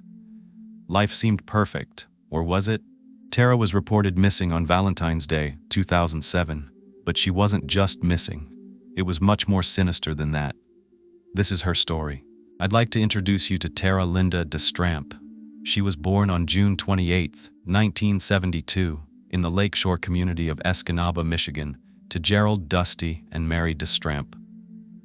Around the time that Tara was 2 years old, her parents purchased a home in Rock, Michigan, on Beaver Lane. This is a rural community, and while growing up, Tara had a very close relationship with her sister, Alicia. They were raised on a farm and loved horseback riding. In their spare time, they would be busy tending to their sheep, cows, chickens, and pigs. The DeStramp family showed off some of their animals at state fairs, where Tara won the coveted Grand Champion Market Hog Trophy at the Upper Peninsula State Fair. She was only 18 years old. Aside from her expertise in raising animals, Tara once won the state BB gun championship with her all-girls team. She was bright, energetic, and had a beautiful smile. Tara was also a very social and talkative little girl. She would get in trouble during class for being quite the social butterfly. Occasionally, Tara's teacher actually bribed her with gum to keep her from talking. And that's a new one. That's one way to do it. As a child, Tara was in 4-H, the largest youth development program in the nation. It was founded in 1902 and connects public school education to rural life. This is where children living on farms in rural communities get hands-on learning. It's estimated that on average, 1 in 7 Americans were members of 4-H when they were children. Some of the group's most notable alumni include former President Jimmy Carter and a well-known name in true crime, Nancy Grace. In high school, Tara played clarinet in the school band and was a varsity cheerleader. She also played basketball and participated in track. Tara graduated in the top 5 of her class. After high school, Tara attended community college before deciding to transfer to the University of Michigan. She knew this campus quite well from all the activities she did in 4-H, and she considered it her dream school. The University of Michigan is considered a public Ivy. A public Ivy is a public university that offers an academic experience comparable to that of an Ivy League university. It was during Tara's time at the University of Michigan that she met her future husband. He had attended the university but dropped out. Tara and Stephen met while he was working as an aide to Jack Faxon, who was a state senator at the time. Before meeting Tara, Stephen had dated his childhood friend, Dina Hardy, for a very long time. They were absolutely inseparable, and everyone thought they were going to get married. However, things didn't work out for them, and they split up in 1993. Although Tara was impressed by Stephen's political connections, she initially felt zero intimacy with him. Their relationship was just platonic. While taking classes at the University of Michigan, Tara received some terrible news. Her grandmother had passed away. She had to fly home to Escanaba, Michigan, for the funeral. An unexpected visitor arrived at the funeral home right before the service began to show his support for Tara. A familiar face, Stephen Grant. Tara had obviously made quite an impression on him, as he drove 5 hours to be by her side. At the time, she was seeing someone else, but Stephen was determined to get her to give him a chance. After Stephen arrived at the Crawford funeral home, Tara and her boyfriend's relationship began to crumble. Her boyfriend was actually there, but Stephen started introducing himself as her boyfriend as well. This really confused Tara's sister, Alicia, and the rest of Tara's family because they were pretty uncomfortable. They didn't even know this guy who was already calling himself her boyfriend. Alicia was protective of her sister, and it seemed like Stephen was intent on forcing his way into Tara's life, regardless of her wishes. However, Tara had a different view of Stephen after he came all that way to see her. She thought it was really endearing and began to see him in a different light, perhaps because she was in a vulnerable situation due to the circumstances. Her family respected the way she felt and even offered Stephen a place to stay at their house, but he declined and drove back to Lansing after the service was done. Apparently, his kind gesture worked its magic on Tara. When she got back in town, they reconnected, and soon, she and Stephen were in love. She moved in with him a few months later. When Tara and Stephen first started dating, everyone thought it was meant to be. He was tall, handsome, loud, and funny. They paired perfectly because Tara had a sassy attitude and loved his sense of humor, but they were also opposites in many ways. Tara graduated from the University of Michigan with a degree in business administration, while Stephen abandoned his studies altogether, despite only being 20 credits away from completing his bachelor's degree. Stephen Christopher Grant was born in January 1970 to his father, Al, and his mother, Susan. He grew up in Sterling Heights, a suburb of Detroit, with his sister, Kelly. Ultimately, Stephen's parents ended up getting a divorce in 1985. Stephen had a sense of humor, but he was also known for his exaggerations. He would tell the most outrageous stories. One of Stephen's former classmates mentioned that Stephen would talk about things like catching a huge fish, exaggerating and embellishing these stories. Eventually, people would find out that the fish he caught was only 5 inches long. Another thing about Stephen was that he was pretty self-centered. There was a time when he asked a young woman from a different high school to go to homecoming with him, and the whole night was spent talking about himself, telling her all kinds of stories and just bragging about how wonderful he was. However, what he didn't realize at the time was that his date's father was a counselor at his high school. He was sitting there claiming to be a basketball star, but when Stephen's date arrived home, she, of course, told her dad that she was dating this athlete from school. Her father was shocked when he found out it was Stephen Grant, who wasn't even a basketball player at all. This gives you a feel for how Stephen operated. Tara, however, remained completely smitten with Stephen.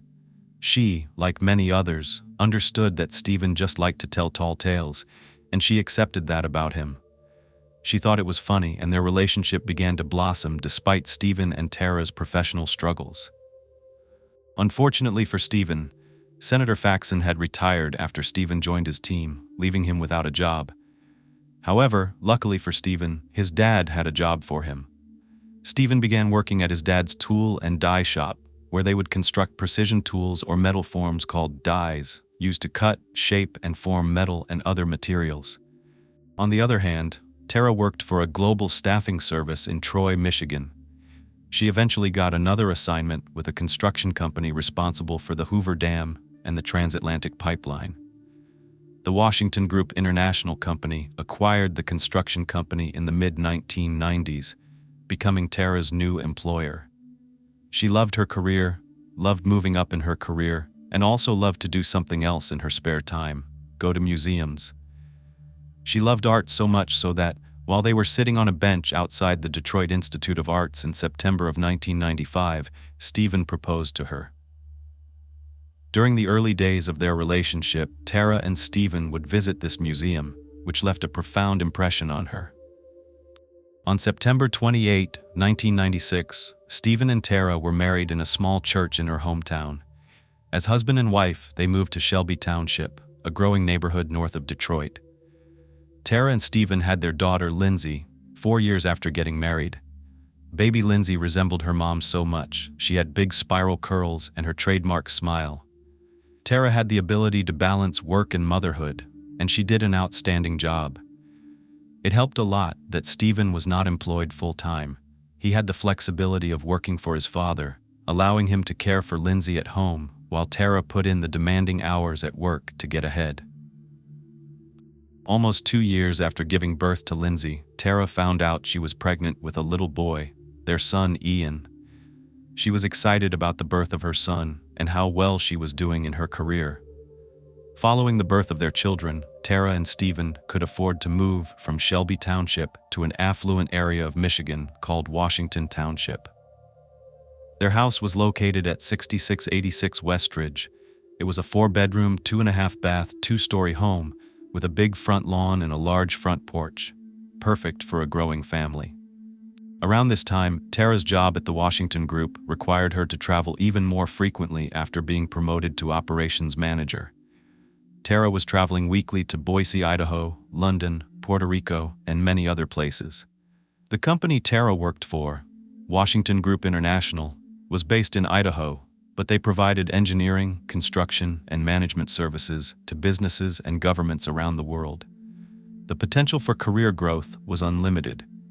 They had employees working in over 40 states and more than 30 countries. Tara had her sights set on becoming an executive, so she put in as much time as she possibly could. Lindsay and Ian missed their mom dearly while she was away, and she missed them too. Tara would go out of her way to make sure they knew they were cared for and loved.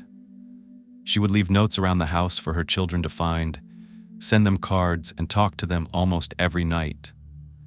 She was working hard for her family, even though Stephen was only working here and there for his father.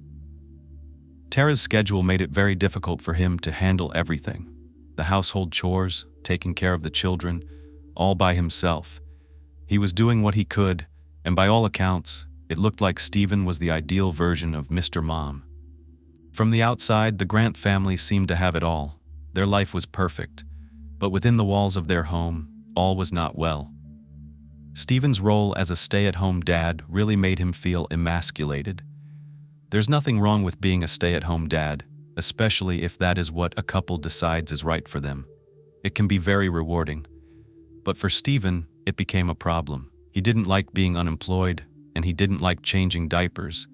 It was a serious blow to his ego, especially seeing how successful his wife was. It ended up annoying Stephen. Tara was earning a high salary, and he resented it. Stephen only earned $18,000 in 2006 working part-time for his dad. Tara, on the other hand, made a 6-figure salary, and her Christmas bonus alone was $28,000. Tara wanted to make things easier on Stephen. It wasn't her intention to make him feel the way that he did. She was fine with Lindsay and Ian being cared for in a daycare center, so she suggested that they look into it. But Stephen insisted, "No, we need something more. We need a nanny. Not just a nanny, but an au pair." "I had au pairs growing up as well," he added. The word au pair means on par in French, I believe, and it means equal to. It meant that the caretaker would become like a family member, caring for your child as if it were their own. Yes, in French, its original meaning differentiated the child care workers from other household employees, like a chef or a butler. Nowadays, many au pairs in the United States actually come from all different countries, and they speak English very well.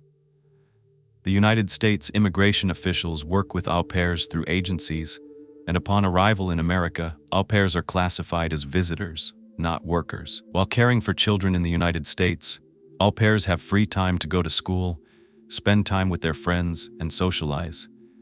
Typically, they do this with other au pairs from the same agencies.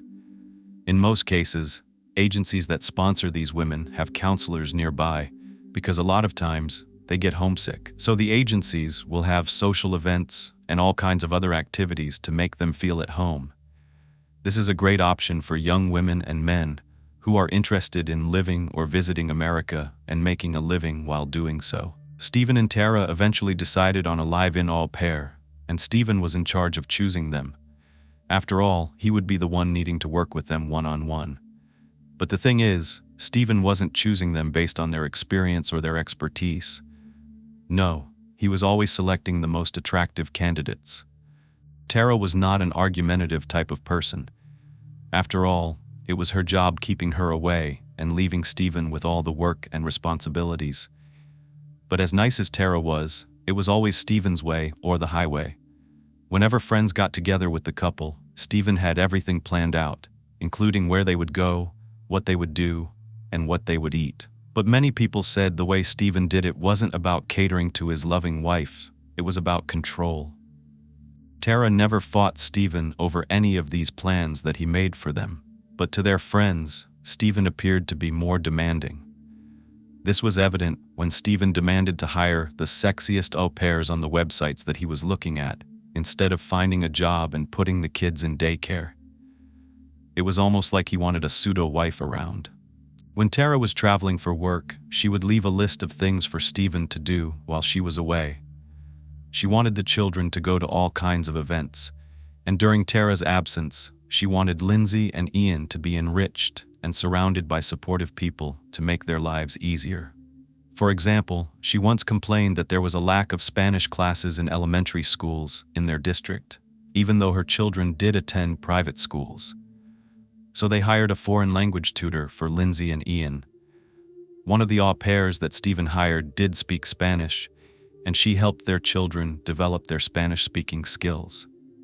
One time, Tara attended a seminar from Landmark Forum, which was a San Francisco company. Through training and development, the company promotes professional and personal growth. As part of the homework for the seminar, Tara, who was always trying to better herself, was writing letters to her parents and her sister. But it was the letter to Stephen that was the most emotional. Tara began this letter by apologizing to Stephen. She told him she was sorry for domineering him and making him feel invalidated. That was never her intent.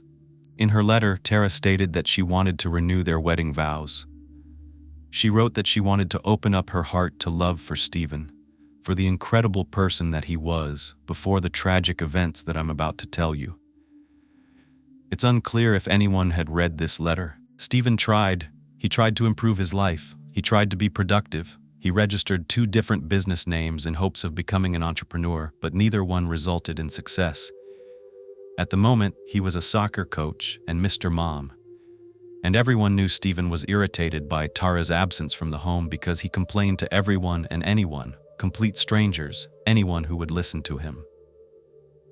Stephen had a favorite restaurant that he would frequent on a regular basis, B-Dubs, Buffalo Wild Wings. He became a familiar face at this local establishment, but not for very positive reasons. Now it's true he was very generous with his tips. After all, he was spending his wife's hard-earned cash. Sometimes he would even pick up the bill for veterans and members of the armed forces. But on the other hand, he would occasionally show an arrogant and mean side. He would boast about his $2,500 mountain bike and his affluent lifestyle, making it look like he was either born into money or a successful businessman. Once he got a little alcohol in him, Stephen would go on rants. One of these rants was all about how he couldn't stand his wife's family and how he hated attending family gatherings with them. Okay, sometimes it's true. Not everyone gets along with the family that they marry into. It's not uncommon to hear rants like this. But still, Stephen had another side to him, a stranger side, which creeped out the Buffalo Wild Wings staff. The servers who worked at the restaurant at the time described how Stephen would tell them that he was a covert operative for Tara's employer, Washington Group. Stephen would kind of hint and insinuate that he was traveling the world doing dangerous work as an undercover agent. According to him, Washington Group even assigned him bodyguards to protect him, as if they were right in the room and nobody knew it. What this was doing was implying how important Stephen was to the organization. We know he likes to tell tall tales, but that's like borderline pathological lying, right? When Tara and Stephen finally decided to hire the au pair, Stephen told the Buffalo Wild Wings server that one of the girls had gotten involved with another man while she was working for his family, so they had to kick her to the curb. They had to send her back to where she came from. He also claimed that all the au pairs were falling head over heels for him. They were so in love with him. Stephen told one of the servers that he was in his backyard one night when he saw a light turn on in an upstairs window. When he looked up, his au pair was allegedly undressing and performing for him. He told them that the same au pair also wore skimpy outfits, just to seduce him. I'm sure that's what it was. However, when Stephen's creepy side wasn't drooling over these poor women who were alone thousands of miles away from their loved ones, his mean side would be screaming at them. Stephen once told a story about how he was screaming and yelling at one of the au pairs because the dishwasher broke and she couldn't finish washing his plates. The bartender listening to the story was actually shocked by the way he talked to her. So Stephen only kept these au pairs for a short time before firing them and then hiring another. He and Tara went through 7 au pairs in 5 years. Besides the servers at Buffalo Wild Wings, many other people had to put up with Stephen's bizarre behavior. Eric, Tara's brother-in-law who was married to her sister Alicia, was not a fan of Stephen Grant. Eric thought of him as the type of relative that everyone just tolerated because he was married to Tara. But his controlling behavior made family gatherings unbearable for Eric. He said that Tara would ask him and Alicia to take vacations with her family, but he couldn't. The main reason was because of Stephen. Tara's friend Amy also had a problem with Stephen. She did not think that they were a match. Amy described Tara as strong-willed and Stephen as moody. She would say that he was always giving out orders. When Tara's friends tried to get to know Stephen for Tara's sake, he would boast about how wealthy his background was and how wealthy his family was. There was just this air of pretentiousness about him, and it made them uncomfortable. In addition to being mean, arrogant, and controlling, Stephen was also a womanizer. When he was at Buffalo Wild Wings one night, he talked about how he would try to pick up girls at Michigan State games. He would even tell women that his wife was actually dead. One of the servers was stunned and asked Stephen how he could do something like that. According to him, he was already going to hell, so who cares? He had been observed at this establishment saying things like, "I'm an atheist, I don't believe in anything," and that he didn't care about morals because he didn't believe in God and was going to go to hell anyway. So what did it matter? One time, Stephen told his server that he didn't like Tara coming with him to the MSU games because when she did, she didn't have any fun. This is his wife he's talking about. Other times, he said that he would hook up with women at a motel after the game. He would take them home from the game and hook up with them in motels. He also would call his ex-girlfriend, Dina Hardy, every year just to see how she was doing and whether or not she was still married. However, the staff at Buffalo Wild Wings said Stephen stopped talking about his casual affairs when someone new came into his life, a woman named Verena. Verena was placed in his home by the Au Pair in America agency in August 2006, and after that, Stephen's behavior changed. He only talked about how beautiful and incredible Verena was. Verena Durkis was only 19 years old. She came from the Rhine Valley in Germany, an area known for its vineyards. Working as an au pair for the Grants was her first time in the United States. It had only been a year since she graduated from high school. Taking advantage of every opportunity in Michigan, Verena enrolled in Macomb Community College, taking classes related to teaching while learning all she could about Lindsay and Ian to care for them exactly the way the Grants expected her to. Tara was an outstanding mother. She wanted the very best for her children, and that's one reason she was very dedicated to her career. She wanted to give them the best of everything. With her responsibilities to the Washington Group and her children, Tara had little time to spend with Stephen. She tried her best to satisfy Stephen's needs, but it seemed that she fell short, especially when it came to stroking his ego. It seemed like the more successful she got, the more stroking his ego needed. Tara had recently gotten another promotion. She was now running an international contractor's office in San Juan, Puerto Rico. She worked there Monday through Friday. She would only come home on the weekends, Sunday nights or Monday mornings. She would fly out to Puerto Rico, and then by Friday afternoon she would fly back to Michigan. It was a lot, but she was living her dream. She was a high-powered executive, and she deserved it. When Tara wasn't traveling, she spent all of her time off on the weekends with her children. Rather than feeling proud of his independent and determined wife, Stephen felt left out and jealous. Stephen felt like Tara didn't care about him anymore because of her constant absence from home. Even though Stephen was the one overtly behaving badly, he told people that he believed Tara was the one having an affair with her boss, Lou. He wanted to track Tara's online activity, so Stephen installed a keystroke logging device on her computer to get her passwords. Once he did, Stephen started searching through Tara's emails. That's when he discovered messages between her and Lou, which he told people made him feel suspicious about her. Eventually, Stephen became obsessed with the idea that Tara was cheating on him. Whenever Lou texted Tara on the weekends when she was home, Stephen would go off. He would accuse Tara of wanting to be with Lou. She would of course tell him that he was being ridiculous and that it was a professional relationship. That's all. In the fall of 2006, when Verena moved into the home with the Grant family, Stephen found emails Tara was sending to a former boyfriend. Although there was no proof in these emails that Tara was cheating on Stephen, he was still suspicious. He also started emailing the boyfriend, pretending he was Tara, trying to get him to reveal that there was an affair going on. But that never happened. Eventually, Stephen confronted Tara about the email exchange with this ex-boyfriend and somehow even got a hold of this man's phone number. He called Tara's ex-boyfriend and threatened to shoot him. How can he sit there and be angry with Tara over exchanging emails with an ex-boyfriend when, after nearly a decade, he's checking in on his own ex-girlfriend, Dina Hardy? Stephen was even sending her sexual messages in 2007. Before Stephen sent Dina these flirty messages, he was confiding in her that he thought Tara was having an affair with her boss. He would constantly refer to the boss as the old geezer. Toward the end of January 2007, Stephen sent Dina a series of really sexually explicit messages. They were even talking on the phone. One time they talked 10 times in a row that day. During one of these phone calls, Stephen and Dina agreed to meet on January 30th or 31st for dinner.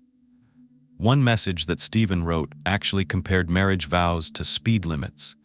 He said, "Sometimes you break these limits, sometimes you get caught." He would use the word itchy to explain his need for sex, like an itch that needed to be scratched. Stephen would also brag to Dina that he installed spyware on Tara's computer to read all of her emails.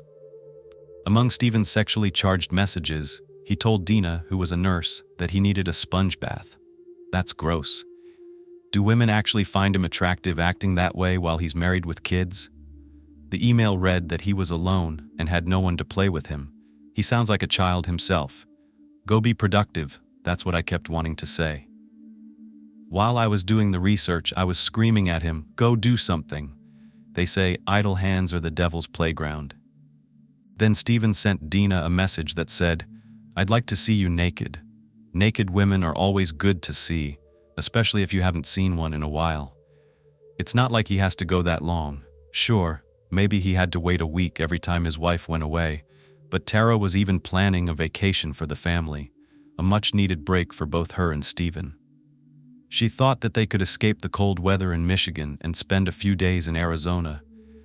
Tara planned this trip for about mid-February, but it seemed like Stephen couldn't wait that long. As soon as the 19-year-old Verena moved in with Stephen and Tara to take care of their children, his messages to Dina Hardy began to dwindle. It looked like he had his sights set on a new play toy. Even though the au pair was much younger than Stephen, he was 37 at the time. He was smitten. For months, he would flirt with her. And one evening, while Tara was out of town and the children were asleep, Stephen was sitting on the couch with Verena. Suddenly, he offered to massage the teenager's feet, acting like it was an innocent act of kindness for everything she had done that day, all of her hard work. It did start to weaken Verena's defenses. Stephen continued to behave inappropriately with Verena. He would lurk in her bedroom doorway, tell her dirty jokes, and he was a smooth talker who was charming to this young and impressionable girl. As time went by, Verena started to feel like she was falling in love with Stephen. When the children were asleep, Stephen would confide in Verena about his suspicions that Tara was cheating on him. Again, this was a tactic to break down Verena's walls, hoping to get her to feel more comfortable with him. Stephen would tell her the same thing he told Dina when they asked him why he didn't just get a divorce. He said, "I don't want to upset the lives of my children." So Verena, trying to be helpful, suggested that Stephen talk to Tara about his feelings, but Stephen said he'd rather just see the guy she's cheating on get beaten up. That's how childish he was. On one occasion, February 1st, Stephen actually told Verena that Tara just needed a swift kick in the ass. That's what she needed. I don't know why. Later that night, he told her he wanted to sleep with her. Poor Verena didn't know how to respond. She tried to laugh it off. Every time he made advances, she would change the subject. However, she finally allowed Stephen to hang out with her in her bedroom. That night, he was in there for 4 hours, continuing to comment on how beautiful she was and how much he loved her legs the whole time. I don't know. His wife is working so hard, she's earned everything that she has, and he's taking advantage of her kindness and her trust. Wait until you hear this whole story. It will definitely stick with you. A few days later, Stephen called Verena into his bedroom one morning. When she opened the door, she got quite the surprise. There was her boss, Stephen, standing there with his pants down at his ankles, his butt-ass naked. And get this, he looked at her and said, "Well, now that you've seen all my goods, now that you've seen what I look like naked, now we can have sex." Again, this poor girl tried to laugh off the entire situation. But then the next night, February 8th, the night before Tara was expected to come back home, Stephen was professing his love to Verena in the middle of the night. This man went into her room, picked her up, and put her inside his bedroom. He began to go down on her, and then they fell asleep in the bed that he and his wife shared together. The following day, Stephen followed Verena around the house like a little puppy dog, continuing to ask her how she felt about him. "Do you like me? Do you love me? What do you want to do now?" Verena wanted to get out of there. That's what she wanted to do. Later that night, she decided to go to the club with her friends to escape Stephen's annoying questions. By February 9th, Verena wanted to get out of the Grant family because Tara was due home that night from Puerto Rico. After what happened the night before, Verena felt bad about sneaking around behind Tara's back while she was out at this bar with her friends. Stephen kept calling and texting her. At one point, Verena snuck away from her group, went into a private corner of the bar, and called Stephen back. She told him to leave her alone. Her friends were starting to get suspicious, but Stephen didn't stop. He texted her right after that phone call around 10:30 and told her that Tara was due home any minute and that Verena owed him a kiss. He texted, "Make a noise when you get home so I can kiss you." No, that is so inappropriate, but remember, he has no morals. Verena did arrive back home about an hour later, and she saw Tara's car in the garage. She was trying to quietly make her way up to her room without disturbing the family when she heard Stephen stomping down the stairs loudly as she was walking into the house. He was screaming, "What are you doing here?" That's when Stephen saw that it was Verena walking in the house, and he broke down in tears. He broke down and said, "I'm sorry, I thought you were Tara."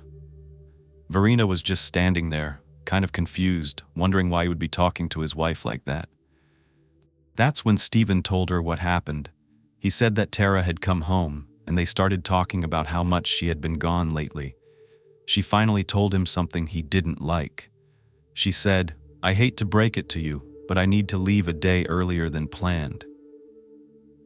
This just meant that she had to leave a day early and would have less time to spend there, probably only one full day. We already know Stephen doesn't like that she's gone, so it angered him. He said it turned into an argument about the fact that he wasn't happy. Tara had started unpacking one of her bags and packing another one right there. That's when she got on the phone and said something like, "I'm going to be out there in a minute," and she walked out on him. She left him and the kids just like that. He said he was furious that she left in a dark-colored sedan, which he assumed was a car taking her back to the airport or maybe to a hotel. This was around 11:15. He told Verena that he was probably going to get divorce papers soon, and he said, "I don't blame you if you want to leave, but I need someone here. I need you desperately." Verena was feeling bad for him. You know, he's got this wife that's never home, he's doing his best for his kids, and he was a very attentive father. She was feeling like, wow, I can't believe this has happened to him. His wife just walks out, so she decided to stay. Stephen then asked her, "Can you delete all the text messages? I feel terrible about what we were texting. I don't want to give Tara more fuel for the divorce." When she wasn't deleting the messages fast enough, he actually grabbed her phone and started to delete them himself. When Stephen told Verena that Tara had left him and his children, she showed him sympathy and gave him a lot of attention. She continued to care for his children. The couple would spend all day together, and then Verena would comfort Stephen in his bed at night. However, after not hearing from his wife for a few days, Stephen began to worry about Tara. She usually checked in on the kids, even if they were arguing. She would call. Then Tara's office reached out to her on Monday, the 12th, asking if she was there. Stephen said no. Her boss, Lou, said that she had not shown up for a meeting that morning, which was very uncharacteristic of Tara. But Stephen thought he had to wait 24 hours before going to the police, which is a big misconception. You do not. You can and should go right away. When he contacted some of Tara's friends and relatives, they said that they hadn't heard from Tara either. At first, they told him she probably just needed time to cool off, give her some space. But as time passed, especially when she didn't show up for work, they did get worried. The 34-year-old mother of two had been missing for 5 days when Stephen finally notified the Macomb County Sheriff's Office about her disappearance. He went in on Valentine's Day, February 14th, 2007. Deputy Hughes from the Macomb County Sheriff's Office took Stephen's initial missing persons report for Tara. This police station serviced the affluent neighborhood that the Grants lived in, and they were used to getting pretty petty calls from their neighbors. Maybe someone saying, you know, someone's watering my grass, or somebody stole my lawnmower. They weren't exactly used to getting anything more serious than that.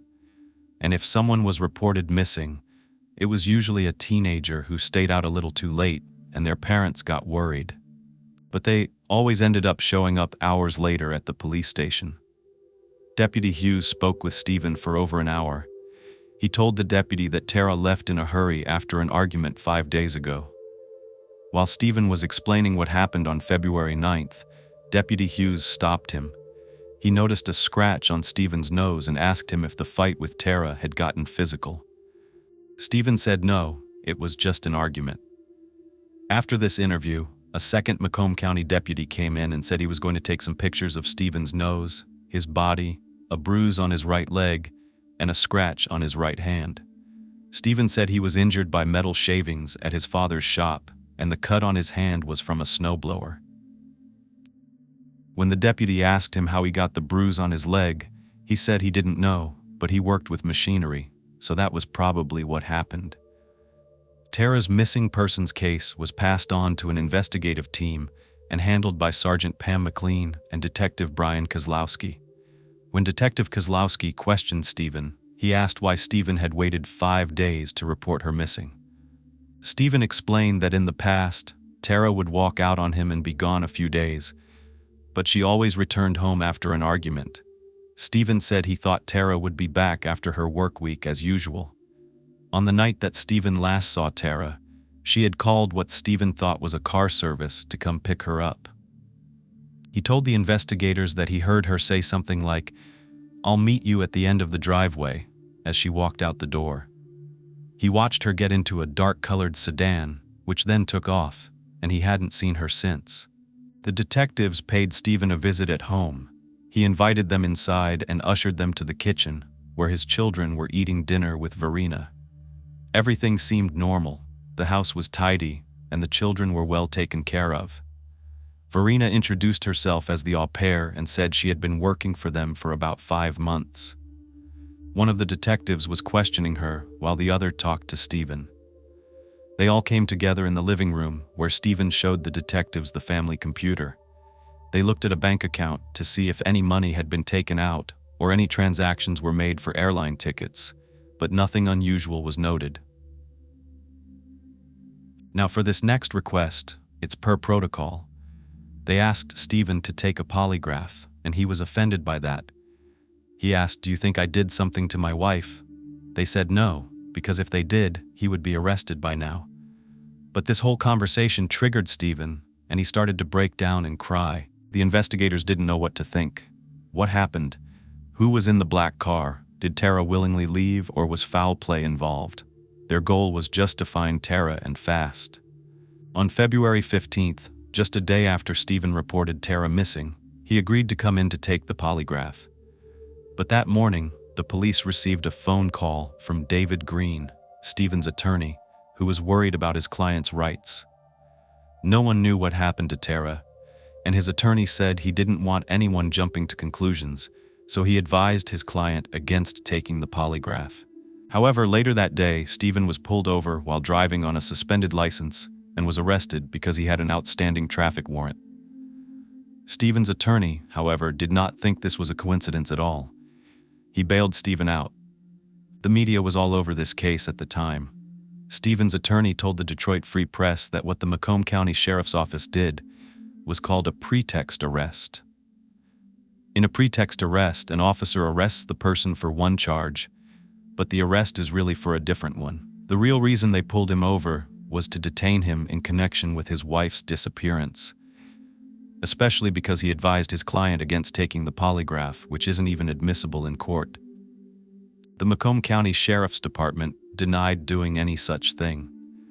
They responded to the attorney's allegations and said Stephen's arrest was legitimate. Still, after that happened, Stephen refused to cooperate with them any longer. He continued to tell the media that he was worried about his wife and that he was just trying to find her, and that arresting him wasn't making this process easier. Detectives actually had not been jumping to conclusions. It's true some of them did think Stephen could have had something to do with this, but others weren't so sure. They kept investigating and found out that Tara's last credit card transaction from her business account was at a toll in the parking garage of the Detroit Metro Airport on her way back in town. Next, they went to search for phone records which indicated she called her home first as she was headed away from the airport. The next thing they found were voice messages from Stephen to Tara coming in later that night after he said she left the house. Let's listen because I have a couple of them. Voice 4338. Sarah, next time I call you, pick up your phone. It's absolute bullshit. You can call me or your kids. I know you're mad. I'm mad. You traveling this much is not right. So there it is. He's asking her to call back, even if it's just for the kids. There's another one pleading for her to come back, wanting to know why she's doing this. Why did she leave like that? The messages just get more and more angry as time goes on. The next one was him yelling and saying, "I can't believe you're doing this to your children." It really did sound like Stephen was a concerned father who was fed up with his busy wife caring more about her career than him and her family. Maybe she did leave on her own accord. Sergeant McLean and Detective Kozlowski called Au Pair in America, the company Verena worked for, and they informed them that Tara Grant was missing. The agency immediately sent Verena to return to Germany, so she had no choice but to plan to leave the United States and Stephen Grant. She would officially be on a plane back to Germany February 21st. Meanwhile, in the days following Tara's disappearance, The media was all over this case of a missing, successful, beautiful wife and mother. A 3-page article detailing Tara's disappearance appeared in the Detroit Free Press on February 20th. Even Nancy Grace was talking about the story, as well as Dateline and America's Most Wanted. Investigators questioned Verena before she returned to Germany, and during her interview with police, Verena said she enjoyed working for Stephen and Tara, but did not disclose any information about the inappropriate relationship she was having with Stephen. To gain more insight into Stephen and Tara's life, Sergeant McLean and Detective Kozlowski contacted former au pairs who had worked for the Grant family. Many of the au pairs reported that they found Stephen to be creepy. They said that he was constantly hovering over them, snooping through their belongings, yelling at them about petty stuff, and scaring them. According to one former au pair from Ukraine, Stephen was way too interested in her personal life. For example, he wanted to know about her dating life. Who are you going out with? Where are you going? Who are your friends? It was not long after the agency placed her there that she began to feel like someone was watching her, especially when she thought she was alone in the house. This was interesting information. Yes, it sounded like Stephen wasn't the best husband, and he was creepy, but it didn't mean he had anything to do with Tara disappearing. She even hired a private investigator to look into his wife's disappearance. Since he was no longer cooperating with the sheriff's department, he hired a former FBI agent to find his wife. The Macomb investigators monitored Verena's phone calls and her emails after she returned to Germany, and they discovered evidence of this affair with Stephen. Although Stephen wasn't helping with law enforcement, he definitely didn't mind speaking with the media about his missing wife. When Stephen spoke to reporters, he was sobbing. He was pleading for Tara to come home. Please, call anybody, call the police, call me, call someone.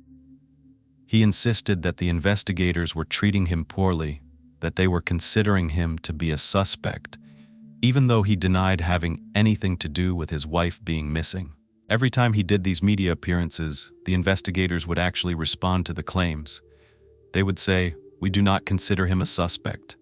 And one sheriff working on the investigation said, "We haven't even proven a crime was committed." And that's true, Tara was missing. That's all they knew. But after Tara's disappearance, Alicia, Tara's sister, talked to investigators and told them that Stephen had left her a voicemail on February 13th, the day before Valentine's Day. The message just seemed casual. Stephen didn't even say anything about Tara being missing.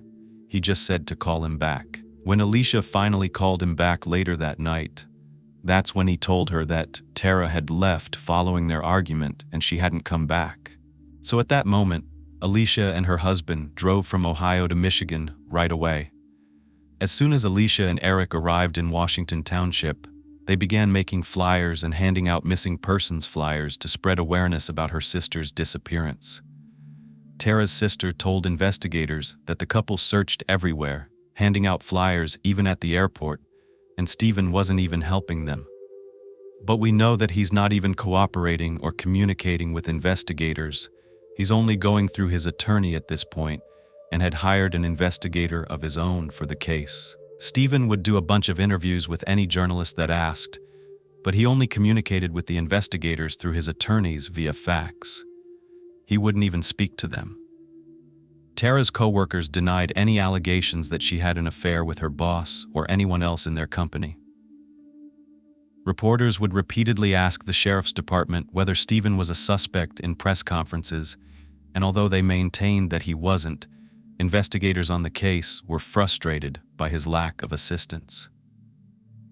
One of the sheriffs said, "You'd think that he would be right there at our side, waiting to get all the information he could get from us. But he hasn't called us once.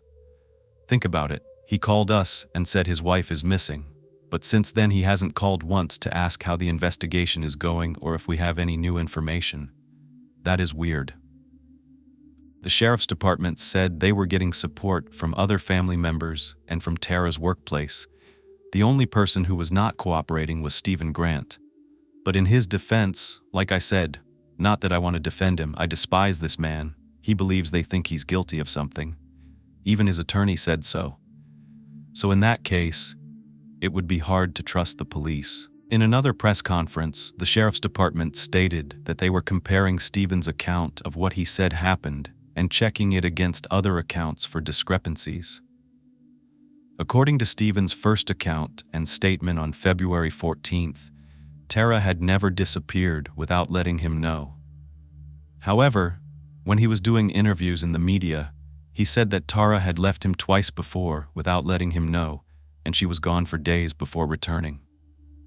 The sheriff's department explained that Stephen told investigators he heard her say, "I'll be right out," before she left the house on February 9th, even though Tara hadn't called anyone on her cell phone or received any calls at that time, according to her own phone records. Something wasn't adding up. Was Tara lying? Was she pretending that she was on a phone call so that she could avoid telling Stephen where she was going? Had she planned this all along? Was there a car waiting outside already? Now Tara's phone was completely off. As Verena returned to Germany, Stephen's sister Kelly traveled to Washington Township to help him with Lindsay and Ian, who were only 4 and 6 years old at that time. She lived nearby with her husband Chris in Sterling Heights, and Kelly spoke to the press about her missing sister-in-law. She distributed a bunch of missing persons flyers and tried to protect the children from the media attention, which was looking like quite a circus to her. "He looks plastic, there's no tears," she said.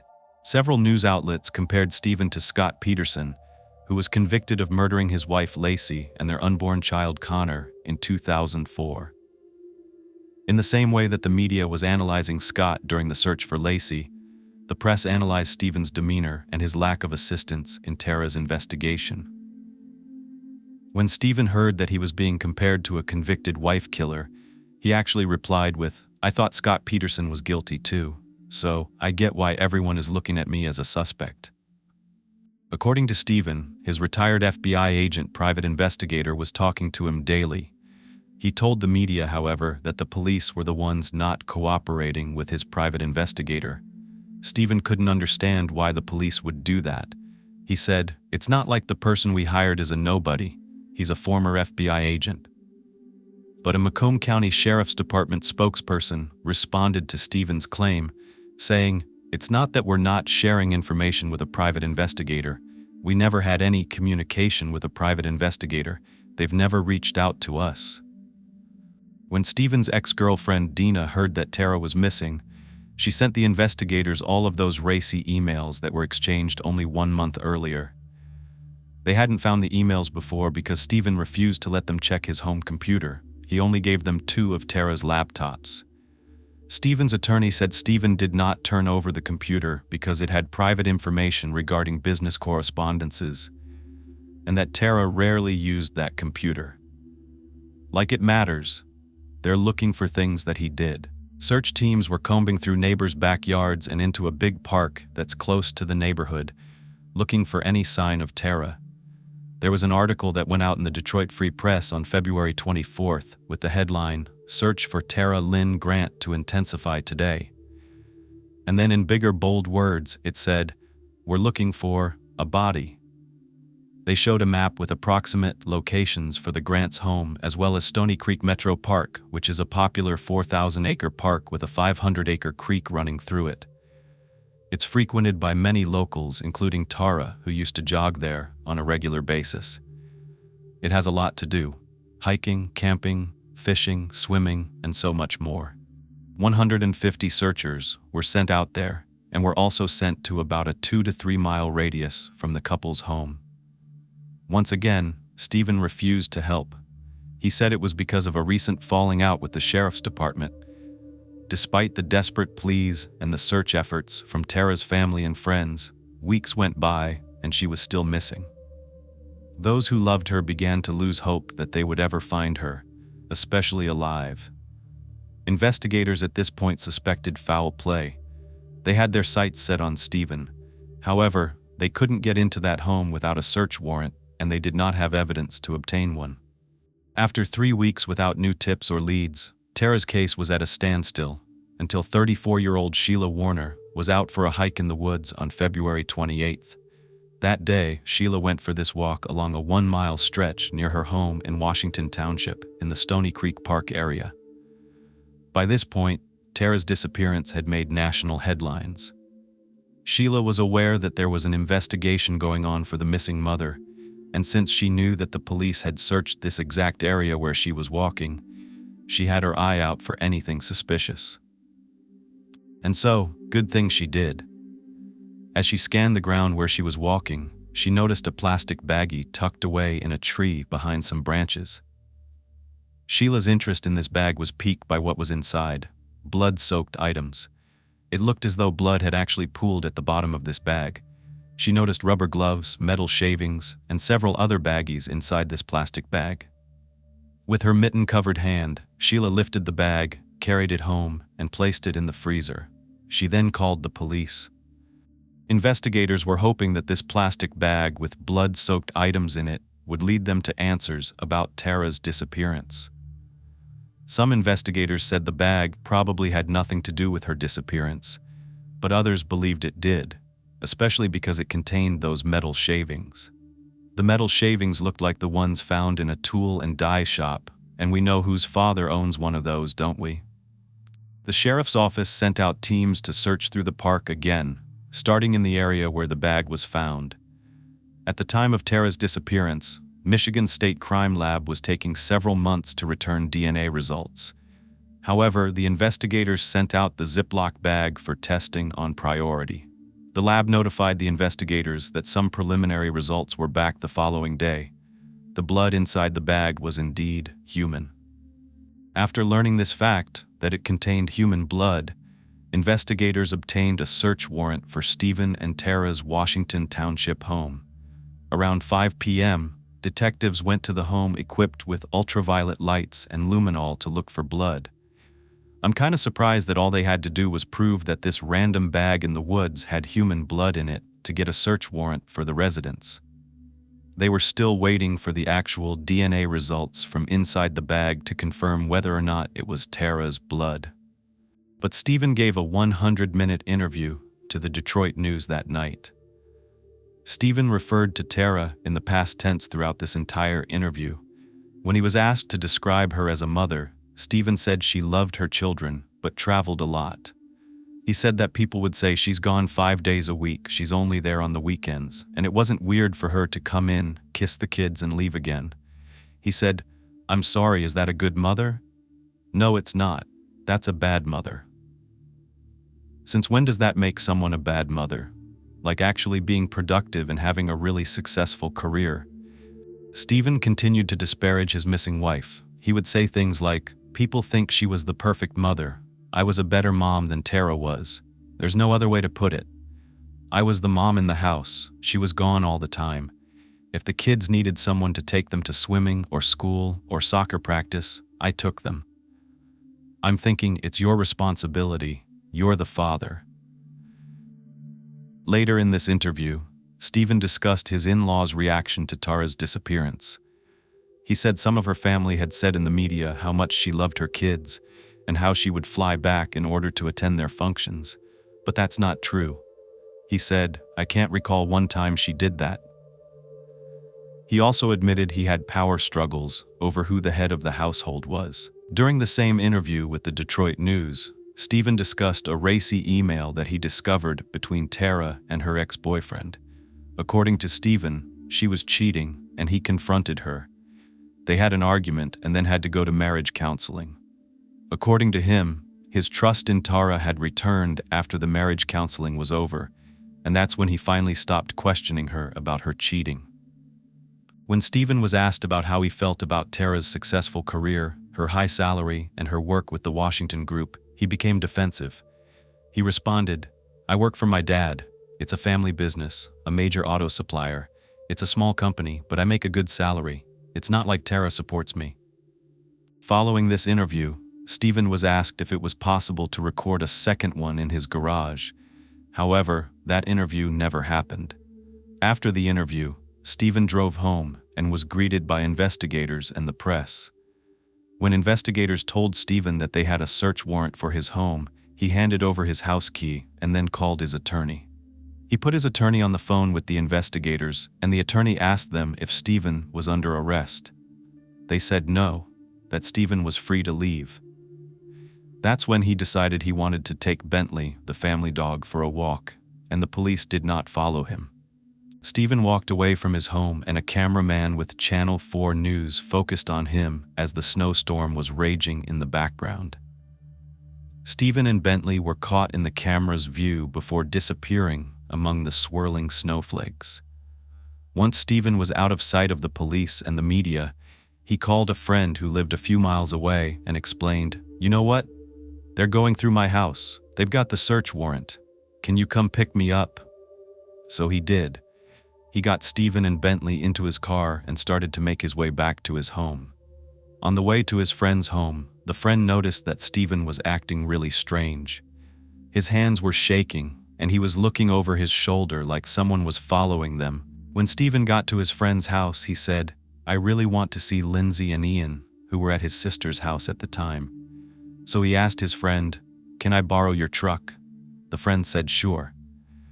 So Stephen drove away with his dog and his friend's truck.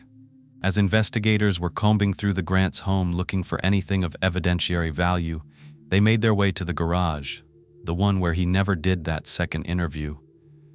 That is when Sergeant McLean saw a container that looked a little out of place to her. She signaled for Detective Kozlowski to come take a look. It was this green plastic bin, this Rubbermaid container, and it looked like it had a black tarp over it. Detective Kozlowski opened the lid of that container, and inside he found what looked like a bunch of plastic bags, with the outermost being a black garbage bag. There was definitely something inside. He just didn't know what it was. He took his gloved hand and kind of laid it on top, touching the exterior of the bag.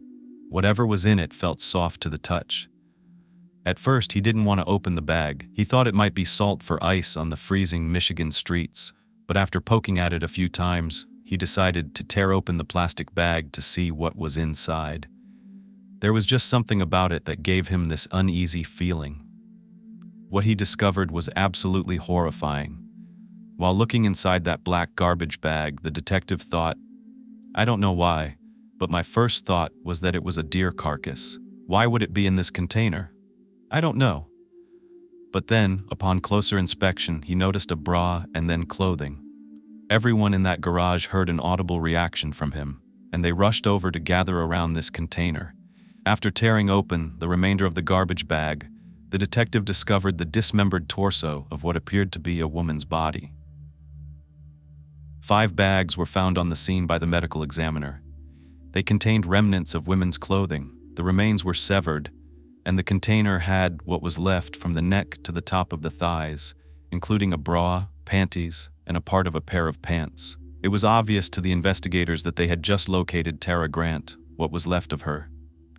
It had to be Stephen. It had to be, and his whereabouts were unknown at this time. Investigators were concerned for the safety of other people. Tara's family, do you know, Hardy, his ex-girlfriend who disclosed those emails. 1:30. An officer called Tara's sister and her husband in Ohio and told them to return to Michigan immediately. The officer informed Alicia that they had discovered evidence that Tara had been met with foul play, but they saved the gory details. They wanted to be face-to-face with Alicia.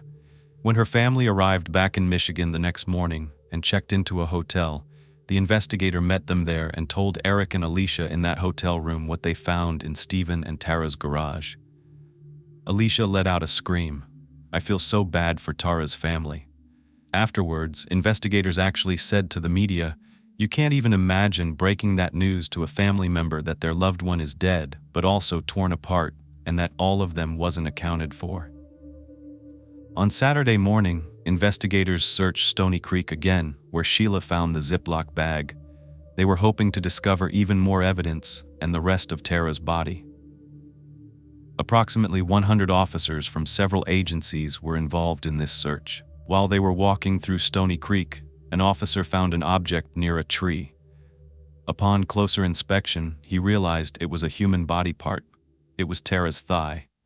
After that, another officer discovered her head under a tree stump.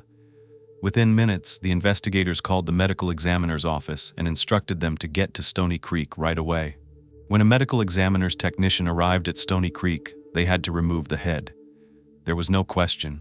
It was Tara Grant. Michigan was experiencing frigid weather in February 2007. Due to the below-freezing temperatures, Tara's body was very well preserved. While searching Stony Creek, law enforcement officers found a right hand, a bone they thought was a femur, and a left hand. However, there was nothing left but bone because animals had already gotten to it. They also found a hollowed-out part of a log, where they discovered a foot and a lower leg. At that point, the investigators decided it was time to stop the search because it was sunset. Their superiors instructed all officers and canine units to leave that night and return the next morning. Officers were stationed around the area overnight to keep it secure, while the medical examiner took the parts they had found back to the office. There was still no word about where Stephen was. He was driving all over the state at that time. As I was reading this, I couldn't help but worry about their poor little dog, too. It was freezing outside, and he was on the run with his evil owner. Stephen made a stop and bought alcohol, razor blades, sleeping pills, a cap gun, and a magic marker.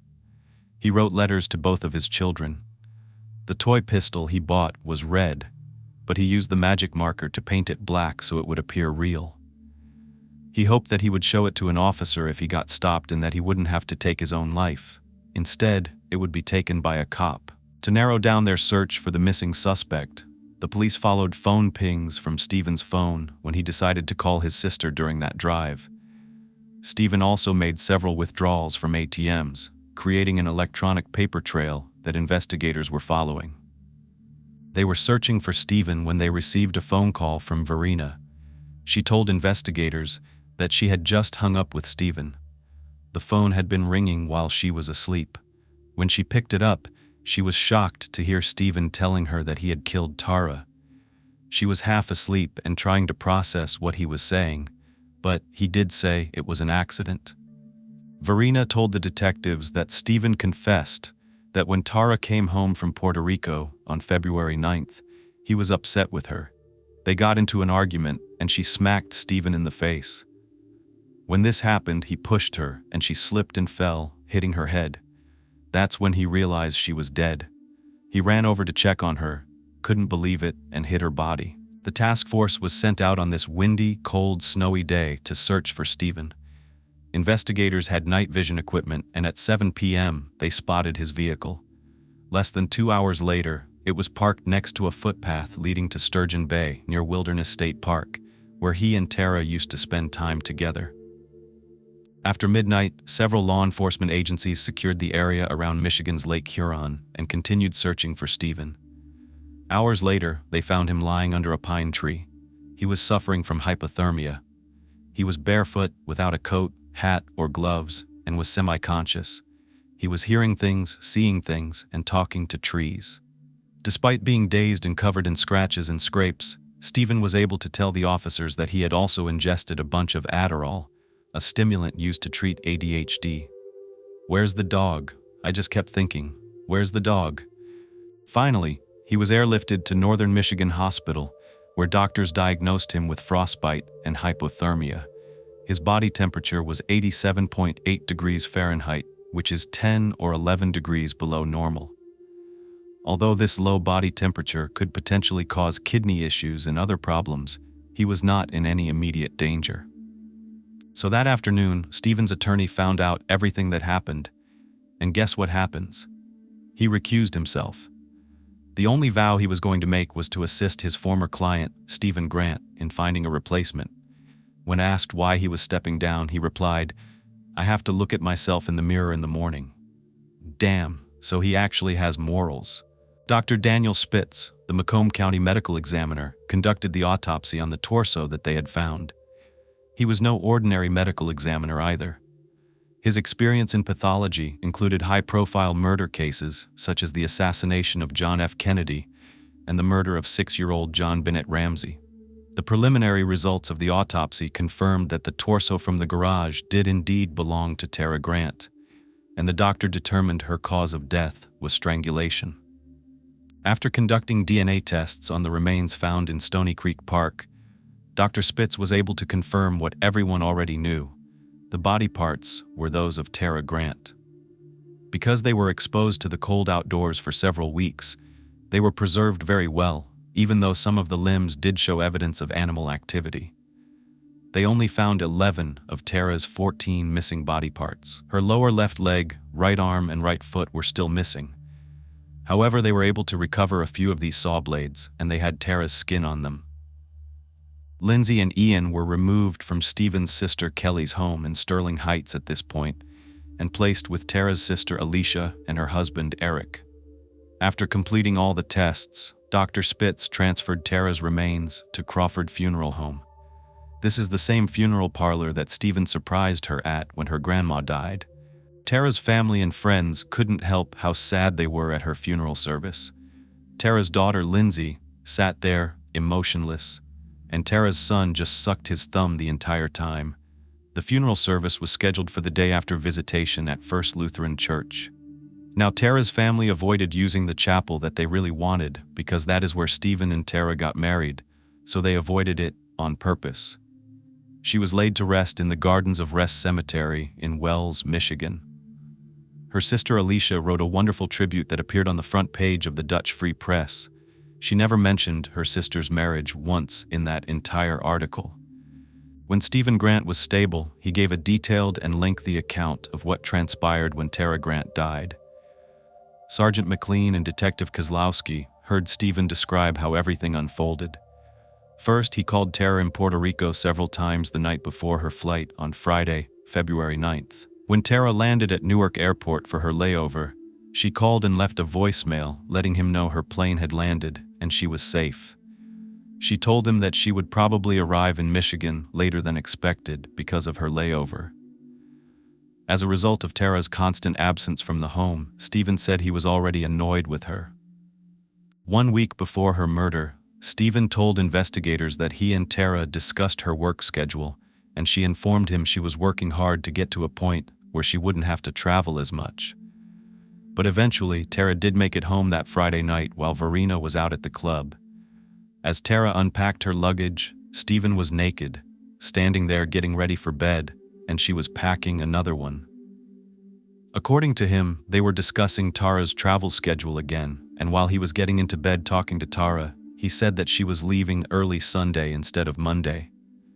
It really irritated him when she said that her boss Lou was going to be there. She even said, "You know what? You can't go. I'm sick of it." When he confronted Tara saying, "You know what? You spend way too much time with him already and you don't spend enough time with us," allegedly Tara responded by cursing at him and saying, "Too bad. I do what I have to do for my job and it's none of your business." After that, he said Tara turned around and Stephen admitted to grabbing her by the wrist. She slapped him across the face. While they were standing outside the bathroom in their main bedroom, he said that once Tara hit him, he didn't know what to do. He hit her back, and then he couldn't really remember what happened after that. He thought she fell and maybe banged her head on the floor. Stephen explained that Tara was furious and threatened to leave him, taking Lindsay and Ian with her. She told him, "You're going to be homeless." In a fit of rage, Stephen told the detectives he wrapped his hands around Tara's throat. They asked if Tara was fighting back, and he said no, there wasn't that much fighting. While he had his hands around her neck, Stephen didn't look at her face. He confessed that she tried grabbing him, but it was too late. He knew he was going to go to prison for attempted murder anyway, so he just kept going. He then grabbed an item of clothing and put it over her face so he didn't have to look at her dying. After about 4 minutes with his hands on her neck, Tara stopped moving, and that's when he realized she was dead. He started crying and texted Verena not to come home. Then Stephen wrapped a brown leather belt around Tara's throat and used this belt as a leash because he couldn't pick her up. While still nude, he dragged her body down the stairs. She was too heavy for him to move by himself. All the while, the children were steps away. While all this was taking place, he continued to drag her into their freezing cold garage. He told detectives what she was wearing: black pants and a silver shirt.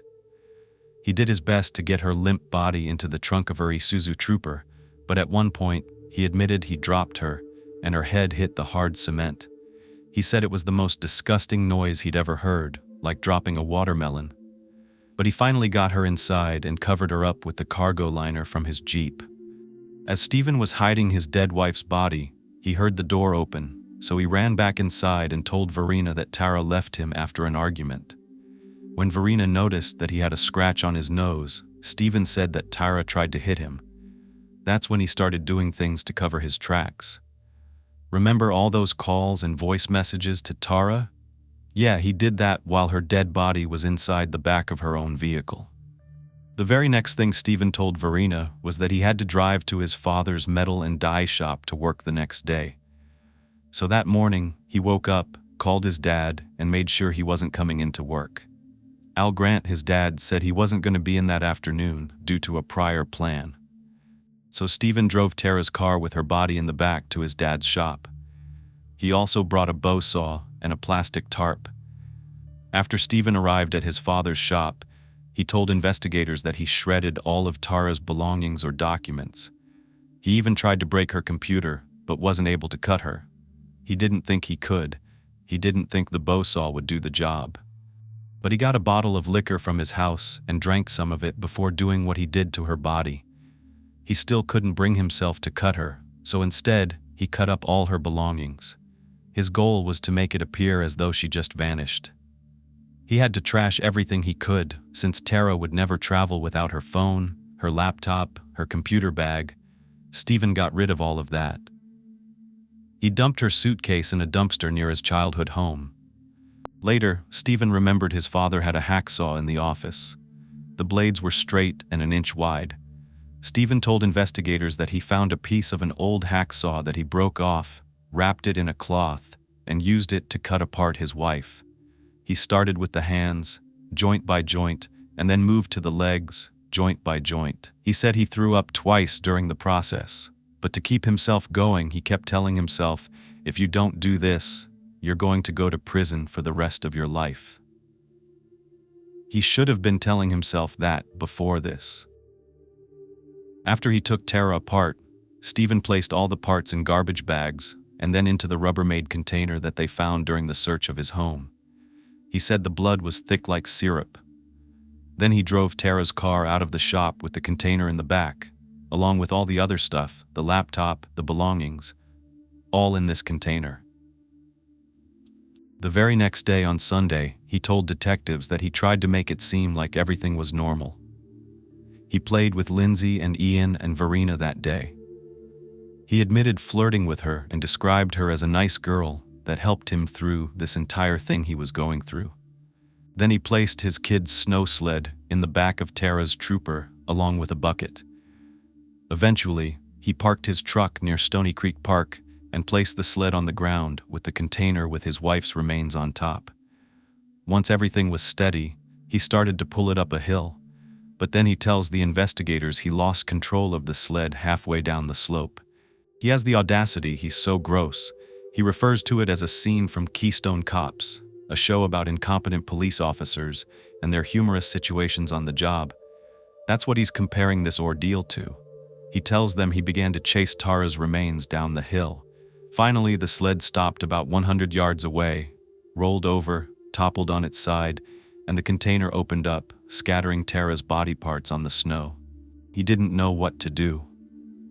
Stephen just buried the parts all over, including her torso, under the snow at this park, scattering them around. Even parts of the blade, he said he would just throw an item as far as possible into the forest, hoping that animals would take care of the rest. Later that day, Stephen drove home and pretended everything was normal again, just playing with the kids like nothing ever happened. When Stephen heard that the sheriff was planning to search Stony Creek for evidence of Tara's disappearance, he freaked out. He panicked, knowing they were going to find the torso. It wasn't buried well, it was big. So that morning, when the officers were scheduled to search the park, he ran out of his house on foot. His mom was staying with the kids, and he didn't want her to hear the car starting because then she would get suspicious. So from his house, he jogged to the park where he found her torso buried in the plastic garbage bag. The detectives asked how he carried the torso back to the garage, and he said, "I just put it over my shoulder." Once he was home, he drove to his father's dye shop and hid the torso on the roof of the building. Nobody saw this, and while he's telling all this to investigators, he has no remorse. He's not crying, he's laughing, making jokes about it. And after picking up the Rubbermaid container from his house, Stephen drove to his father's place, put the torso back inside, and then took it back to the garage. Then he explained how, the very next day after he was doing the interview with Detroit News, he was pulled over by an officer. That's when he was informed that they had a search warrant for his home. The timing of that search warrant was perfect because he had just moved Tara to this new location in the garage. Had they had to wait, who knows where he would have put her next. When Stephen left the Grant family home in Washington Township with his dog, he drove to Kelly's, his sister's house in Sterling Heights, to say goodbye to his kids. At Kelly's house, Stephen left Bentley behind. "I had to let you know what happened to little Bentley. He's alive and well. What he was looking for," he told investigators during the interview, "was a gun. He planned to take his own life." Stephen continued driving throughout Michigan after stopping at Kelly's house in Sterling Heights. Then he was near Flint at one point before going to Lansing. On his way to Lansing, that's when he stopped to pick up everything. The blades, the sleeping pills. He explained how he parked his vehicle in the forest and walked into the woods. His last memory was sitting under the tree, feeling frozen. Stephen was asked if he truly believed that Tara had been cheating on him with Lou, and he said, "No. From the bottom of my heart, no." When investigators asked if Tara knew about Stephen's indecencies with Verena, he said, "No, Tara was ignorant of what was happening. If only she knew how evil this man really was." In May 2007, Tara's sister Alicia filed a petition to permanently terminate Stephen's parental rights, and she also filed a petition to adopt Lindsay and Ian. The children were living with Stephen's sister Kelly, who pledged not to fight for custody. However, by the time May came around, Kelly decided she wanted to adopt Lindsay and Ian because, according to her, the kids were more comfortable with Stephen's family. Kelly made it painfully clear that she did not want Lindsay and Ian to live with Tara's sister. Sheila, the woman who found the plastic bag, was actually awarded. She received the recognition award for her help with the case. But she did speak about her concerns about testifying against Stephen in his upcoming murder trial. She said, "I'm not afraid of him. He looks to me like a cowardly person." There was a wrongful death lawsuit filed by Alicia and her husband Eric, and a judge awarded Tara's estate $50 million. The money Stephen owed them wasn't even of interest to them. What they wanted in this lawsuit was to prevent Stephen from profiting from any future books or movie deals, and they got their wish. He wouldn't. Officials in Ohio, where Alicia and Eric lived, recommended Kelly not to see the children. In an interview with the Detroit News, Kelly said her brother wanted his children to move with her, not Alicia, like he should have a choice. This man murdered their mother. Kelly had been complaining about the fact that Alicia had told Lindsay and Ian about what happened to their mother. Kelly had a problem with that. She said that these children were going to be scarred forever. Kelly couldn't have children of her own, so that might have been one reason she really wanted to have her brother's children. But this also meant it would give Stephen's parents access to the children, and that was kind of controversial. Kelly kept arguing that Alicia was not giving Stephen's family the same respect, and I understand. It's hard not to blame this man's family. I don't, but at the same time, it would be hard to trust them at the very least, especially when they're keeping in touch with Stephen while he was incarcerated. Kelly and Stephen had many phone conversations, and it didn't paint either of them in a very positive light. During one of these conversations, Kelly told her brother, "It's not like you're Jeffrey Dahmer." Stephen responded to his sister by saying, "Yeah, but that's what I don't know. It just bugs me that people think I'm a monster. They don't think, they know you're a monster." In another conversation, Kelly told her brother she wanted to dispose of his clothing because she was afraid that someone was going to steal it and sell it on eBay. She told Stephen that she would make sure the clothes were safe in her basement, and she would put them in containers. As a disgusting and sickening joke, Stephen responded with, "There are a lot of Rubbermaid containers in the house."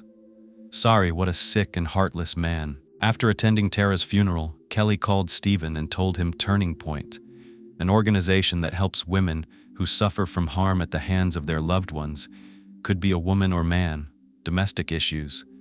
They hosted the service at Stony Creek. They were talking about the domestic issues at the hands of her brother and how this went on for many years against Tara, which ultimately ended in her murder. And he was furious. Stephen was mad. He told Kelly, "You should have set the record straight. You should have told them it was the other way around." Kelly said, "Well, I can't bash the dead woman right now," but she said, "Yeah, she was the most emotionally abusive I'd ever met. I can't say that right now, but she was a puppet master." "Yeah, you shouldn't say that. It's crazy how they talk such ill words of the dead." Stephen even had the audacity to ask Kelly if anyone mentioned him during the funeral, and Kelly said, "No, it's like you don't even exist anymore. There were no pictures of you, not even from your wedding day." Since Tara was a victim of a domestic altercation, everyone released purple balloons and they wore purple ribbons. Kelly was joking about this, saying they should have handed out barf bags in every pew. According to Kelly, their mother wanted to know why Stephen didn't just tear his body in the trunk and park the car at the airport. His own mother was saying this stuff. One of the most disgusting things that Stephen Grant's sister Kelly said about her murdered sister-in-law was, "I would like to know, and this is very disgusting, if they put her back together in her coffin." Stephen replied, joking around, "They probably laid her out that way too." And then they started discussing whether they thought Tara was dressed that way when they put on her clothing with all the severed parts, or whether they put them back together. All the while, I can't believe they're saying this because they're being recorded. The prosecution eventually obtained these phone conversations between Stephen Grant and his sister. After the judge reviewed them, he ruled they were admissible in court as evidence, and it shocked Stephen and Kelly when they learned that their heinous, disgusting, and downright hateful conversations could be used against Stephen. That was shocking. How about this man just brutally took the life of the mother of his children? That's what's shocking. In another recorded phone call, Stephen told Kelly that his attorney had listened to their phone conversations. Stephen said, "He says it sounds like I'm not respectful enough about the whole situation, but what are you gonna do?" I told him we're just talking how we talk anyway, but he said they're going to make it look bad. Kelly agreed. She said, "You're not taking it lightly. It's a very serious thing. It's a horrible, horrible thing. Nobody's taking it lightly." Well, I disagree. On November 27, 2007, the first day of jury selection, Stephen Grant's murder trial began. Stephen appeared in court looking different from usual, with a new haircut, new clothes, and the bugged-out expression that's usually in his eyes was less noticeable. He usually had these bulging, prominent green eyes, I'm sure you've noticed, but they had him tone it down. Stephen's attorney told him to relax his eyelid so they wouldn't look as spooky because his eyes could distract the jury. During Stephen's news interviews, while Tara was missing, those eyes would freak people out. Even when he was in jail, the inmates would tease him about his wide-eyed expression and wanted him to do the Stephen Grant eyes all the time. At jury selection, Stephen's attorney announced that his client wanted to plead guilty to the charge of mutilating a dead body. So the court called Stephen to the stand, where he confessed, "I mutilated a dead body." It's believed that Stephen's attorney wanted him to plead guilty to this charge to keep the fact that he dismembered her from coming up in court. How are they going to leave that fact out, really? The trial began immediately after jury selection. As part of his opening statement, the prosecutor said that Stephen had left several messages on Tara's phone following her murder to cover up the crime. The prosecutor also told the jury they would hear these messages that Stephen left. Among these calls was one that he made after he'd taken Tara apart and placed her in a container. This was the call where he said that she owed her children a phone call. He was well aware that he had just got her into pieces. Stephen's lawyer admitted during the opening arguments that it's true Tara's murder was a tragic and horrible crime and that Stephen Grant murdered his wife Tara. But it was up to the jury to decide the details. According to the defense, the events of February 9, 2007 were a result of a pot that had simmered for too long, and it finally boiled out of control when Stephen took a hacksaw to his wife. His attorney said he did so out of fear and desperation to hide his wife's death. It wasn't planned. This was only a reaction to what had happened. Alicia, Tara's sister, was the first witness of the day to begin. She explained the relationship between herself and her late sister. According to Alicia, they were best friends. Despite that, she traveled so much. Tara spent as much time as possible with Lindsay and Ian and the people she loved the most. When Alicia cleaned out Tara's belongings after the murder, she found a ton of cards that Tara had exchanged with her children. There was no doubt that Tara was a wonderful mother. She also said Tara told her that she was returning to Puerto Rico on Monday, not a day earlier, like Stephen had claimed. She said Stephen made that part up. There were no plans for her to leave any earlier. On cross-examination, Stephen's lawyer asked Alicia about her brother-in-law's fatherhood. In her opinion, she admitted Stephen was an attentive parent. He took care of the children's daily needs, but Alicia was shocked when the defense attorney asked, "Did Tara ever mention that she wanted to stop being so dominant and controlling in the marriage?" She defended Tara and told the defense attorney Tara wasn't dominant in her marriage simply because she was the breadwinner. The next witness was Lou, Tara's boss. During his testimony, he stated he had known Tara since 1994. Their relationship was professional. According to Lou, Stephen called him on Monday, February 12th, to ask where Tara was. Lou told the jury in court that Tara was due back to work that day and said he never requested that she return to Puerto Rico. Later that night, Stephen called again asking when someone was legally considered missing. Lou was baffled that Stephen hadn't already told authorities that Tara was missing. After Sergeant McLean testified in her statement, she said that Tara did not make any phone calls from her cell phone or her home phone at the time that Stephen claimed she did on February 9th. Verena came into the mix and had to fly back to Michigan from Germany. She was at the top of the prosecution's star witness list, and she was brave. She was asked a few personal questions like her name and age by the prosecutor, and after that, the prosecution delved into her and Stephen's relationship. She told them everything about how he was confiding in her about Tara's indifference in the marriage and his bizarre nude encounters with her.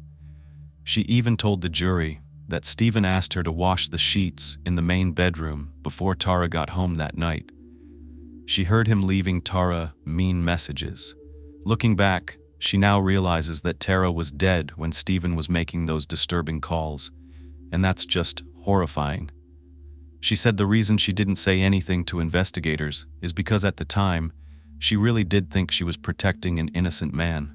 She didn't say anything about the relationship because she was convinced that Stephen did this by accident. But she also said how Stephen was laying in bed with her that night, holding her and kissing her the entire night before she had to return to Germany. When she did, he told her, "You need to create a new email address and a new phone because authorities are monitoring." When she was asked whether she loved him, Verena said that she thought she did. After Verena's testimony, Sheila Warner took the stand and described what it was like finding that plastic bag full of bloody debris while she was hiking. On February 28th, the prosecution presented Stephen as a power-hungry, fame-seeking psychopath. According to the prosecutor, Stephen just reveled in all the attention he was getting from Tara's murder. He did try to argue that Stephen premeditated the murder because he hit Tara during the argument and decided to silence her, and that this was a conscious choice. But in his argument, the prosecutor pointed out how Stephen covered Tara's face while strangling her because he didn't want to see her. According to him, that was just another sign that Stephen was thinking clearly at the time. It took 4 minutes, which gave Stephen enough time to contemplate what he was doing. The defense portrayed Stephen in a different light. They described him as a homemaker involved in the children's activities. According to the defense, Stephen finally snapped after years of anger and frustration caused by Tara's demeaning nature. Although it was tragic, it wasn't first-degree murder. Stephen didn't plot his wife's murder. They said it was voluntary manslaughter because of the argument. The jury left the courtroom to deliberate on Stephen's fate. Around 2:30 p.m. on the second day of deliberation, the jury informed the court that they had reached a verdict. As the foreman spoke, he announced they found Stephen Grant guilty of second-degree murder. According to the foreman, the jurors tried so hard to find a reason to convict Stephen of first-degree murder, but they said that doing so would go against the judge's directions. They agreed Stephen had not premeditated the murder of his wife. What are your thoughts following Stephen's conviction? His parental rights were taken away, and Kelly and Alicia met with a judge. They agreed on a custody deal. It was decided Alicia would have primary custody of Lindsay and Anne, but Kelly was allowed to visit. That didn't sit right with me. After everything she said, it just didn't feel right. According to the book Limb from Limb, prosecutors who tried Stephen Grant's case revealed he was exchanging letters with a woman named Jennifer, an inmate imprisoned for killing her 8- and 5-year-old daughters. They released notes that Stephen had written to Crystal Conklin, another female prisoner accused of fatally beating her toddler. One letter from the woman named Jennifer asked if Stephen missed Tara, and Stephen replied that he did miss her very much. He said she, for the past 13 years, had been the one he went to with all his problems, and now he didn't have that person to ask for advice. That's what he missed, and he drew a little sad face at the end of the note. Stephen did begin to keep a journal for Lindsay and Ian. He wanted them to read it later in life. In Limb from Limb, it claims that Stephen was writing the book so his children could learn about where they came from the two people who loved them and each other. Really, two people. Stephen's jailhouse calls and letters were not brought up in the trial, and the jury never got to take them into account with their verdict. Nevertheless, these conversations had a huge impact on public opinion. The court of public opinion, along with all the offensive jokes and the way that Stephen and his sister discussed things, how they were going to develop everything into a book and a movie and keep all the profits, and not give anything to Tara's family in this devious plan. The siblings suggested that Stephen actually dictate the book to Kelly, and then she would make sure everything got produced by Lifetime. During this conversation, Stephen mentioned a Beverly Hills attorney who could make their book deals and their movie deals for them. He then imagined who would portray him in a movie, and according to him, Adrian Brody, the Academy Award-winning actor, would be perfect for Stephen Grant. Kelly told him, no, he's a little too famous for Lifetime. Let's tone it down a little."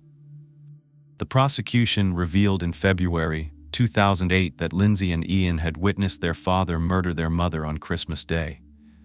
Lindsay told her aunt Alicia that she and her brother saw Stephen terrifying the night Tara died. In detail, the poor 7-year-old described how her father choked her mother to death. "That beyond breaks my heart, my goodness." But Stephen's family, on the other hand, denies that that ever happened. How would they know? Were they there? Because these children were at Stephen's sentencing hearing, Tara's brother-in-law Eric made a victim impact statement. He described her as one of the most generous people he had ever met, and she was his wife's best friend. He called Stephen Tara's Achilles heel since the day he met Stephen at Alicia and Tara's grandmother's funeral years ago. Eric told the court that Stephen gave him a bad feeling. In one instance, he found Stephen screaming at his 18-month-old son in his crib.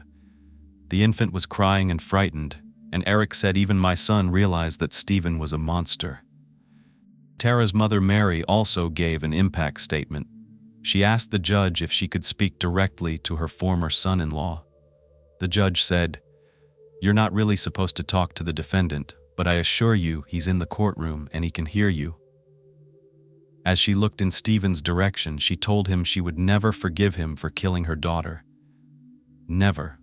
Alicia presented the judge with 2 of Lindsay's drawings during her victim impact statement. Among the drawings was a picture of Lindsay drew of her mother's burial. Her father was depicted under a rock in the second drawing. Lindsay decorated the page where she wrote, My dad thinks he has power. Those poor children. Tara's sister told the court, in my opinion, Stephen Grant realized Tara had exceeded him as a person and as a professional. The judge spoke after the statements were made and said that they could give Stephen a life sentence, but that would mean he would be eligible for parole in only 15 years. So the judge ruled that sentence was not sufficient for the crimes committed. As a result, the judge handed down an indeterminate sentence, which would prevent Stephen from applying for parole until he at least served a minimum of 58 years. He's eligible for parole in 2058. The judge also required Stephen to pay $40,000 in court fees. Now here's something really sad. In June 2008, an individual called the St. Clair County Sheriff's Office at 1:40 p.m., reporting a self-inflicted death. When the police arrived at this location, a small town northeast of Detroit, they heard a gunshot coming from the back of the house. The officer ran back there and found William Al Grant, Stephen's father, dead on the floor with a rifle nearby. That's so sad. The ripple effects of Stephen's actions stretch so far. Stephen is now in his early 50s, incarcerated at the Oaks Correctional Facility in Michigan. All of his appeals have been dismissed by the court, but he's scheduled for release on March 3rd, 2057 at the earliest. I wanted to end on somewhat of a positive note. Lindsay and Ian, Tara's children, return to where their mother was killed every year to participate in Tara's walk. The walk is a chance for them to honor their mother and raise awareness for domestic situations. Lindsay, who still has her mom's beautiful curly hair, told the media, "I will always advocate therapy to anyone and everyone I meet. I wouldn't be the person I am today without the psychologist that I work with." Lindsay is currently a student at Ohio State University studying pediatric psychology, and she cites her experience as a patient in therapy for her reason for pursuing this degree and this field of study. Lindsay's interested in helping children affected by traumatic events or loss, and according to Lindsay, she has no desire to speak to her biological father, Stephen Grant. Ian attends college in Wisconsin and has never had any contact with his dad, which is something he doesn't want. Lindsay and Ian both use Tara's sister Alicia's and her husband's last name, which is Standifer.